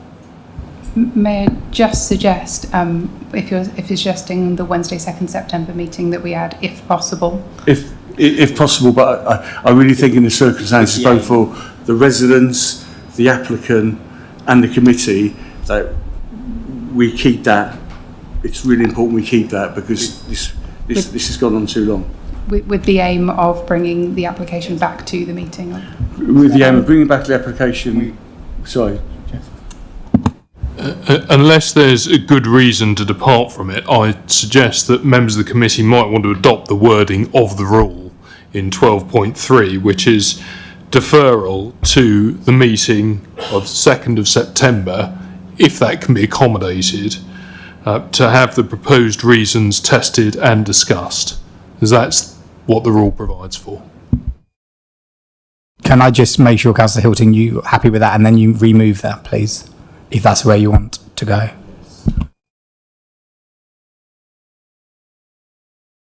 If you just say you're fine with that, and we'll take that as gospel. I'm fine with that.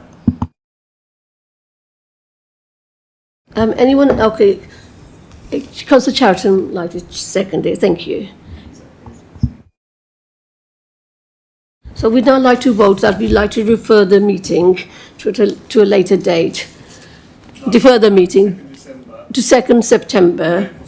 2nd September. So if you show of hands that we all agree to it. So that's unanimous. It's carried out. Thank you. Okay. So now we will take a temporary adjournment. Members of the public are free to leave via the spiral staircase and the main door. Thank you very much for coming tonight. And we will restart the meeting in 5 minutes. Yeah? And the time will be 11 or 10.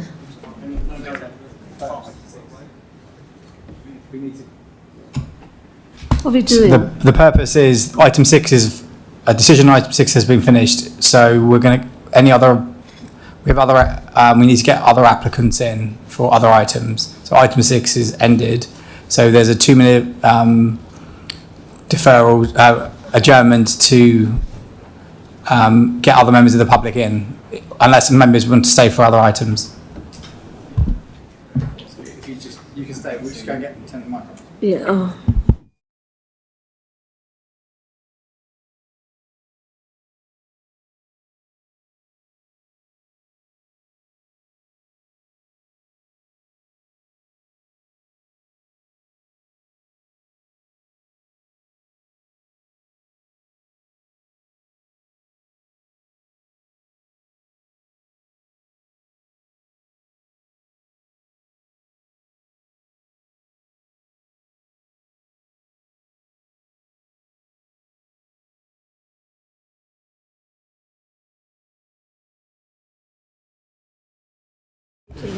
Can I just make a quick announcement to committee members, please? Once the meeting restarts, we'll be needing to take another vote on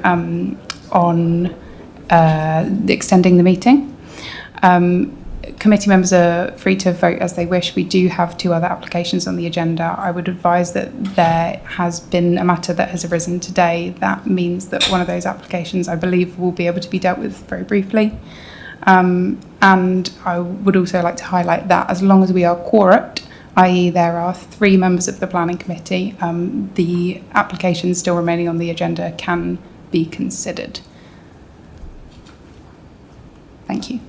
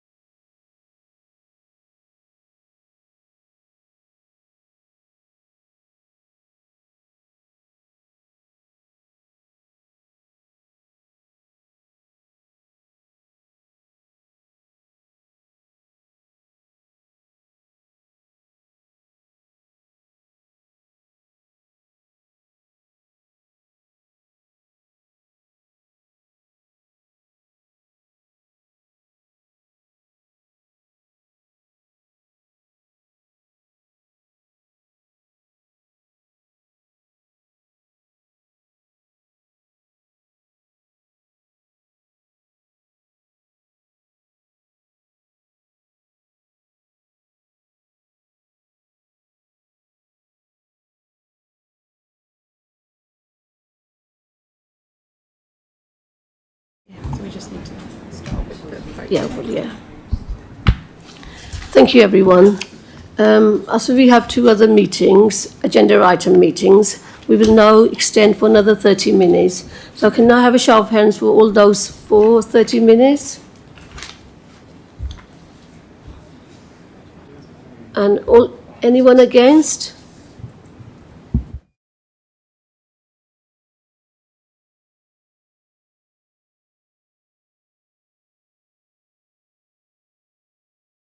Sorry. Welcome back, and thank you to the members of public in attendance for waiting for these items. Agenda item 7 is planning application CR/2025/0733/FUL Unit A1 Old Brighton Road, Langley Green. Please can the planning officer introduce the report? Thank you, Chair. This is very brief. The reason for reporting this application to committee was because it was listed as major development on our statutory planning register. However, since the preparation and publication of the report, officers have been made aware that the case has been subject of a coding error. It should have been categorised as minor development. So while the report is prepared for this evening, and you can see the officer recommendation, it technically is a decision that could be made by the head of economy and planning, and therefore in the interest of time we're seeking a vote from you to delegate that decision back to the head of economy and planning to take the decision under delegated authority. Thank you.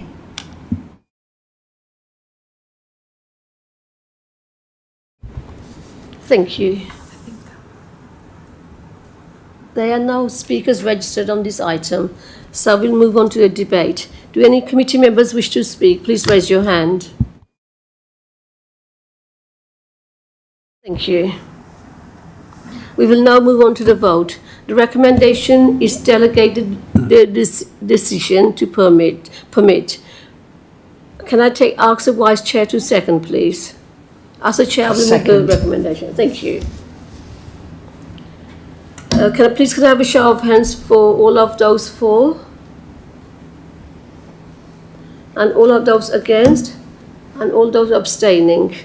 Application CR/2025/0533/FUL has been delegated. Thank you. And now agenda item 8 is planning application CR/2024/0691/FUL 48 London Road, Northgate. Please can the planning officer introduce the report? Thank you, Chair. This application relates to 48 London Road in Northgate. It's for the demolition of 48 London Road and the erection of 22 dwellings with associated access, landscaping and parking. Just before I get into my presentation, there is a slight tweak to the wording of condition 28, where I've just literally, as you see in red, added in retained part of the mixed cypress, as a small portion of that is being removed. So just for clarity, I wanted to amend that condition.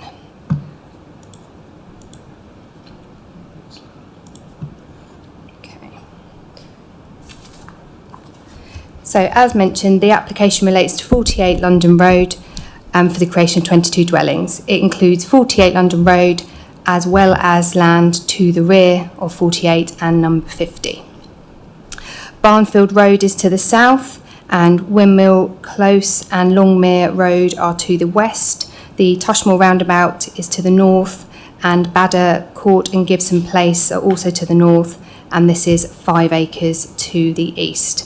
Number 50 is a Grade 2 listed building, that's Fir Tree Cottage.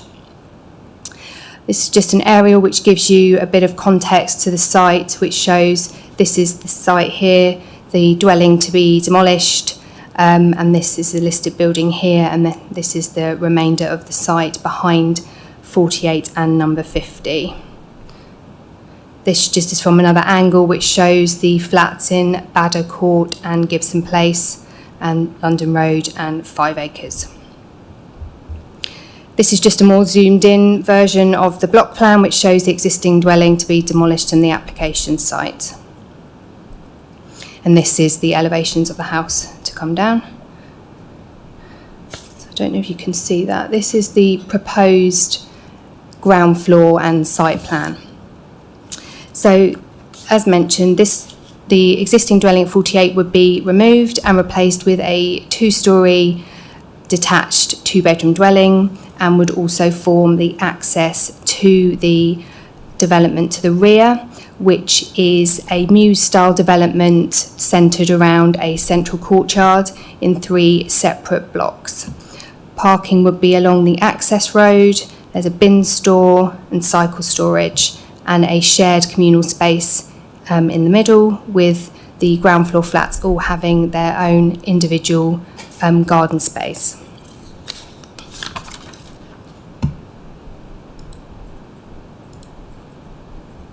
This is the first floor, which again shows the first floor of all the flats. The western block here, it's a 2-storey block.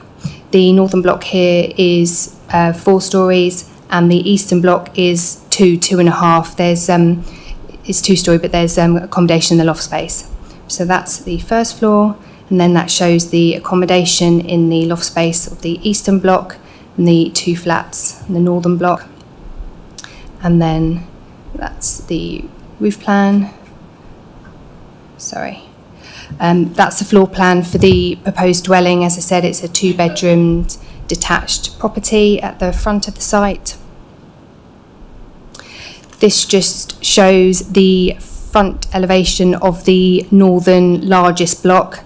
So it shows the 4 stories. This is the smaller western block, which is 2-storey, and you can just sort of see faintly the Badder Court and Gibson Place flats behind.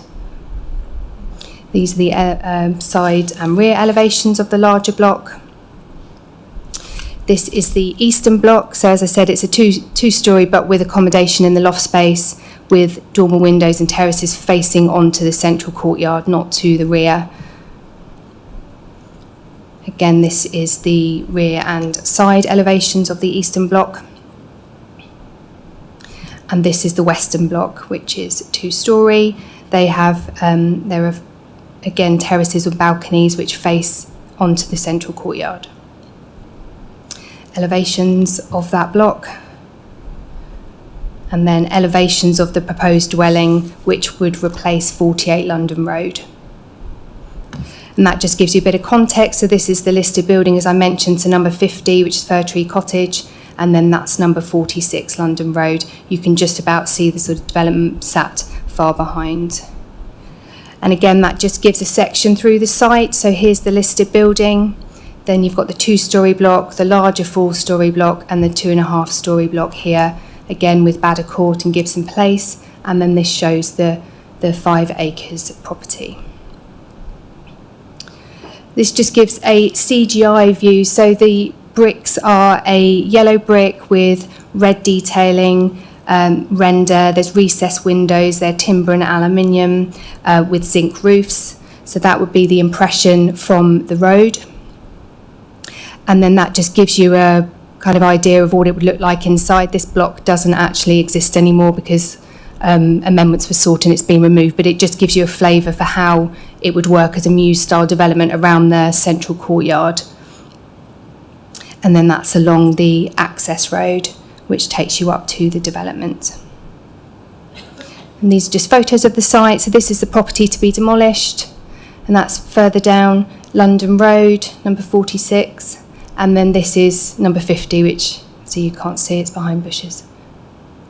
This is the site. This is the view facing towards the listed building in London Road. This, as I mentioned about G13, the majority of this is staying. A small portion of it on the corner is coming out, but the majority of this is staying. Then this is looking towards the south. And then this is over to 5 acres. You can see the properties in 5 acres. Again, shows 5 acres and the boundary treatment. This is looking over towards the north with Badder Court just in the corner there. Of note, this is a TPO tree. It's an ash tree. It has ash dieback. It is a B class tree and it's proposed to be removed. There are some trees to be removed. This is the only grade B tree to be removed. The others are grade C trees, but that is a TPO tree which is coming down. And this here is the listed building, which said is set behind this hedge, but that is the listed building. So in terms of the assessment of the proposal,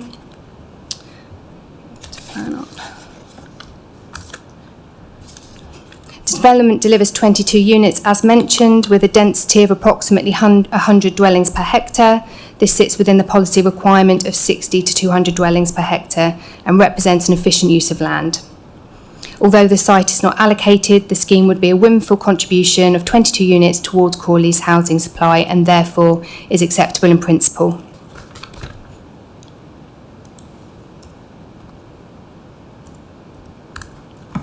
Again, back to how it looks. So in terms of the design and visual impact, as mentioned, it's a Muse-style development, positioned to the rear of the site, so away from London Road. It's predominantly low-rise with a uniform design with the larger block, with the layout with the private and communal amenity space. Overall, it's considered to respect and enhance the character of the area and delivers a well-designed scheme which integrates successfully within its context. The proposal complies with the nationally described space standards, and all units achieve the minimum internal space standards with dual aspect or appropriate orientation for natural light. As mentioned, all have private outdoor space as well as the communal space. In terms of the housing mix, it's weighted slightly towards smaller units of 1 and 2 beds, but it's given acceptable given the quality of the scheme and the windfall of the 22 houses. In terms of the impact on the listed building,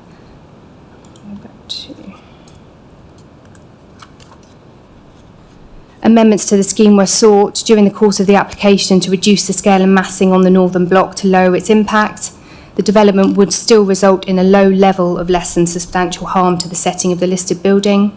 This harm is mitigated by the separation distances, existing built form and mature landscaping which limits intervisibility. In line with the NPPF, this harm is weighed against the public benefits of the scheme, notably the delivery of new housing on a sustainable site. Regarding neighbouring impact, adequate separation distances are maintained to the properties on 5 acres, Firs Cottage and Badder Court, ensuring no unacceptable overlooking, loss of light or overbearing impact. In terms of highways, the application was supported by a transport statement which demonstrates that safe access can be achieved from London Road with appropriate visibility displays. While the proposal provides fewer on-site parking spaces than the policy standards require, this is justified by the site's highly sustainable location, good access to public transport and availability of on-street parking, with any limited overspill considered not considered harmful to highway safety. Adequate cycle parking can be provided and it can accommodate servicing of emergency vehicles. West Sussex, as the Highway Authority, raised no objection. In terms of trees and landscaping, as touched upon, there is a grade B TPO ash tree to be removed, which is positioned about here, which has ash dieback. It is proposed to replant numerous new trees to compensate from the trees that are coming out, as well as 2 cypress oak trees to try and replace the ash tree. So subject to conditions requiring the landscaping and all the arboricultural impacts to be mitigated through the arboricultural impact assessment, tree protection plan, etc., it's considered to be acceptable. In terms of biodiversity and ecology, an ecology assessment has been submitted. The site mainly comprises garden habitats with no evidence of roosting bats and limited ecological constraints. Sustainability, the proposal would incorporate energy efficient design, renewable energy through solar PV, and measures such as efficient lighting and rainwater harvesting. Drainage, the application is supported by a flood risk assessment and drainage strategy, which demonstrates that surface water flooding is limited and can be mitigated through site design. Surface water will be managed through rainwater harvesting, permeable surfaces, attenuation tanks, and sustainable drainage features such as green roofs and rain gardens. An air quality assessment was not required given that the site is outside an air quality management area and the traffic impacts are limited. Dust during construction can be managed via conditions. Contamination. The site has a low risk of contamination and the council's contamination land officer raises no objection subject to a precautionary condition. There's no adverse impact in terms of aerodrome safeguarding, and in terms of open space, a contribution is sought towards wider open space sport and recreation of 72,600. Affordable housing. An independent review was submitted in terms of the viability appraisal, which concluded that the scheme cannot support an affordable housing contribution while remain viable. A late-stage review mechanism is recommended to capture any uplift should market conditions improve. It's also suggested that the public art contribution be transferred to the affordable housing contribution to try and help mitigate this lack, which is 33,000. All the infrastructure contributions are set out at the bottom of the report. So in conclusion, for the reasons I've set out, officers consider the proposal to be acceptable and that the benefits outweigh any identified harm. It's therefore recommended that planning permission be granted subject to conditions and completion of the Section 106 agreement. Thank you. Thank you, Alex. There's one speaker registered on this item. Please will Laura Sinden approach the speaker's table. Ms. Sinden, you have 3 minutes to speak.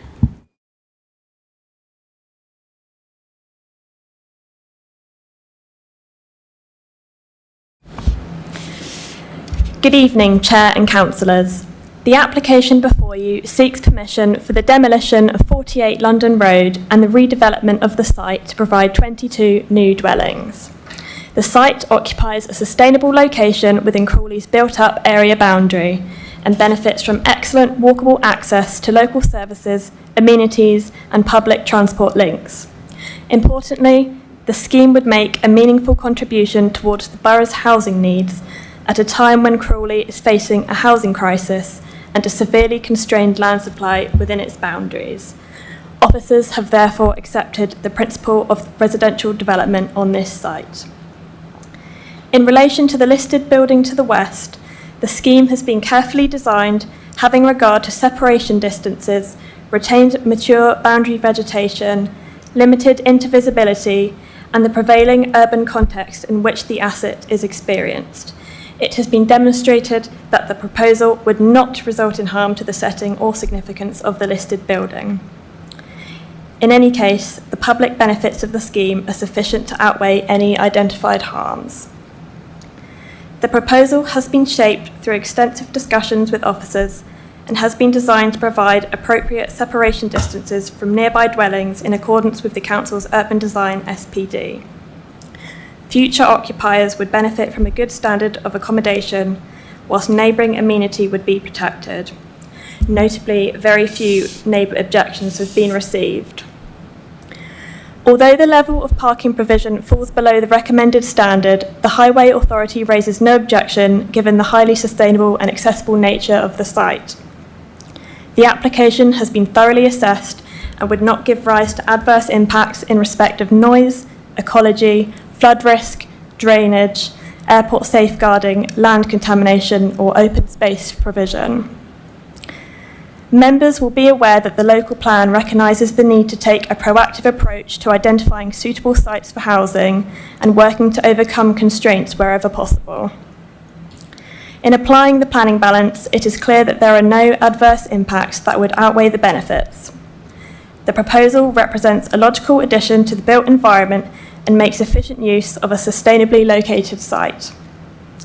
I hope that members will agree that this proposal provides for housing in a sensitive and appropriate way and that you will support your officer recommendation. Thank you. Thank you, Ms. Senden. We will now move on to debate. Do any committee members wish to speak? Please raise your hand. Councillor Chariton? I think fairly obviously try and keep this brief because it's late.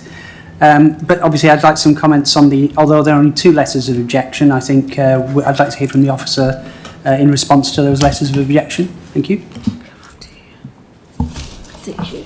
Thank you. Yeah, they're summarised in my report, but in brief, overdevelopment, The modern design doesn't match the surrounding properties, too close to existing houses, cause overshadowing and loss of light, loss of privacy from rear-facing windows.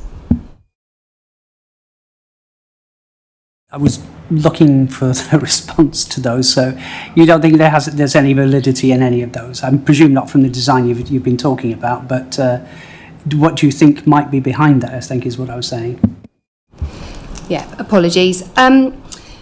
The application has been amended. There was dormer windows on the eastern block facing onto 5 acres, so they've been amended and replaced with roof lights, so there wouldn't be any direct overlooking.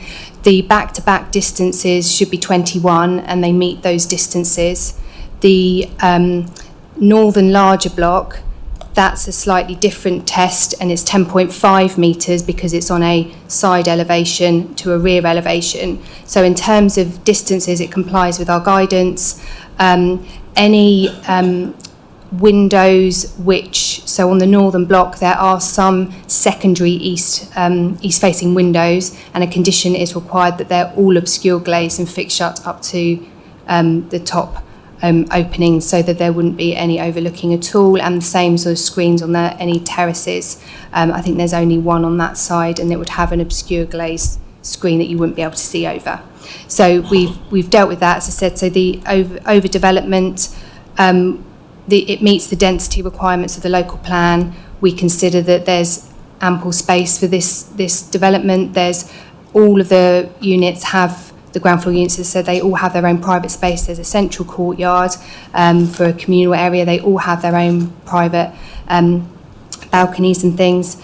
The design integrates with the wider area. There's flats, there's houses. It's a real mixture. You've got the listed building and then right up to sort of modern developments. So I would say that's kind of our view on the comments. Thank you. Councillor Bidwell? Thank you. Yeah, just a few comments really. So probably majority of the conditions suggest that less than substantial harm is acceptable. How do you quantify less than substantial? Is my first question. And secondly, of course, we addressed the parking situation. Total of 26.8 parking spaces required, 17.8 spaces short. That's just something I wanted to put out there again, because it seems there's quite consistently not enough parking. And I understand the reason for this in it being in the town centre, but yeah, I've read the report in there where it suggested that there was a survey done in terms of over a couple of days. You know, I don't know. I'm not sure about that, but I'm keen to hear about the less than substantial harm part. Thank you. So the Heritage Officer assessed the application, and in line with the NPPF, there are tests that you have to meet, and she concluded that she felt that it was less than substantial harm because of the change to the setting as a result of the northern block. But in terms of kind of scales of harm, less than substantial is the lower of the harms to the heritage asset, and then you weigh that in the balance with the public benefit of the scheme. So our view is that whilst there may be a slight less than substantial harm, it's on the much lesser side, and the public benefit of delivering 22 houses when we need additional properties, and the retained hedge where you cannot, I'll just show you the photo again, it's right at the end. On both sides, you won't be able to see the two-storey, and you'll just see the northern block just to the corner. So given the site context and the less than substantial harm, it's considered that it would be acceptable from a heritage impact. Oh, and sorry, parking. So parking, 9 are proposed. This site is incredibly sustainable. I think there's a bus every 3 minutes. I walked there for the site visit from here. It took me 10 minutes. It's really close to amenities. Yes, it's short, but there are ample space on the surrounding roads. They did parking surveys. when I went and did my site visit, I did a walk around as well, and there were spaces. It's not in a controlled parking zone. So when we weighed all of those elements together, we considered that on balance this shortfall would be acceptable in this situation. It wouldn't be everywhere, but because of the specifics of this site, we felt that actually it could accommodate a lesser provision of parking. Okay, and one really quite minor niggle, I would say, is that it also suggests on there the strategic housing and marketing assessment. Basically, the number of 1 and 2 and 4 bedroom properties shouldn't exceed 90%. It's 90.1. Again, a bit of a niggle, but I'd just like to understand why we thought it was best to go above it rather than below it.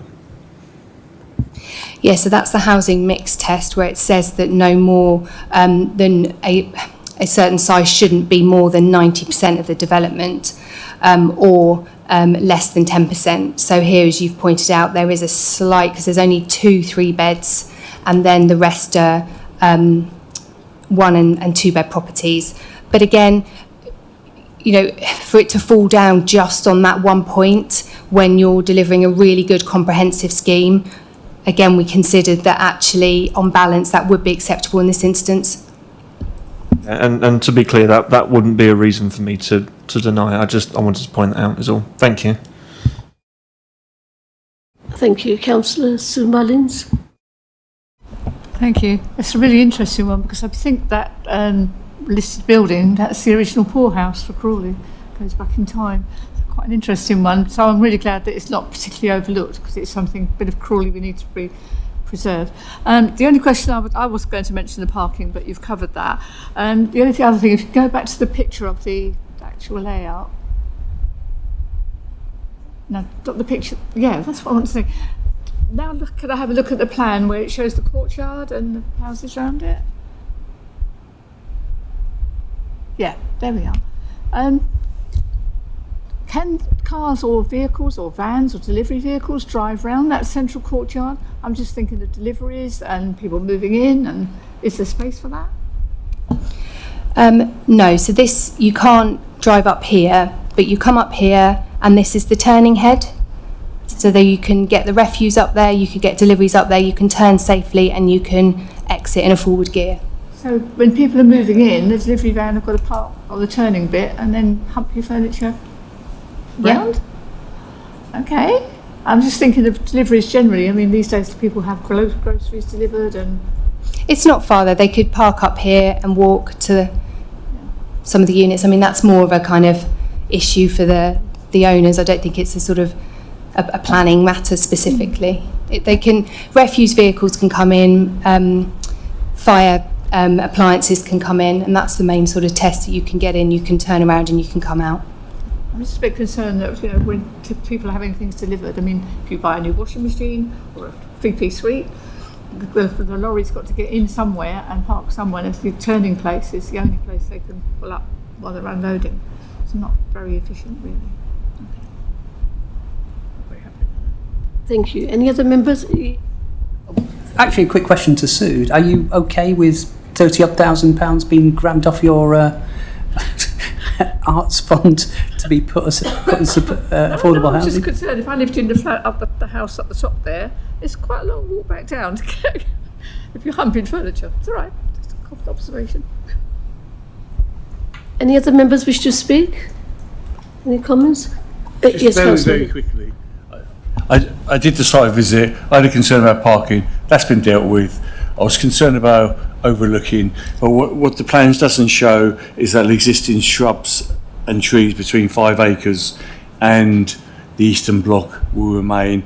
I was slightly concerned about the blocks, but it's actually Lowell Barder Court next door, the western block. So I'm happy. Thank you. I just want to quickly say something or ask a question. I see it's only 2 houses being demolished, and I haven't visited the site, but I'm a bit curious now, really, how big the site is actually. I mean, do you know exact idea how many feet or whatever, however you measure it, please, Alex? Yes, I have got it in my report somewhere. I want to say 0.22 hectares. Yeah, approximately 2,000 square metres. It's only one house that's being demolished, 48 is being demolished. It's just a bigger house than what's going back, so then there's room for the access as well. Okay, thank you. So I think we're nearly near our Glinton time, so we might as well just move on to the vote. The recommendation is to permit. As the chair, I will move the recommendation. May I ask the vice chair to second, please? I second. Thank you.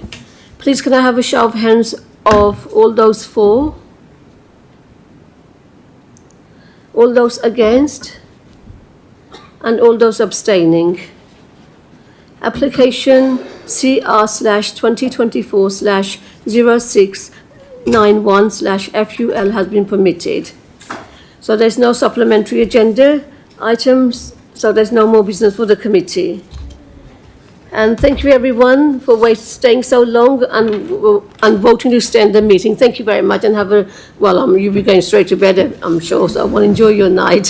Thank you. So the meeting is now closed at 23:40.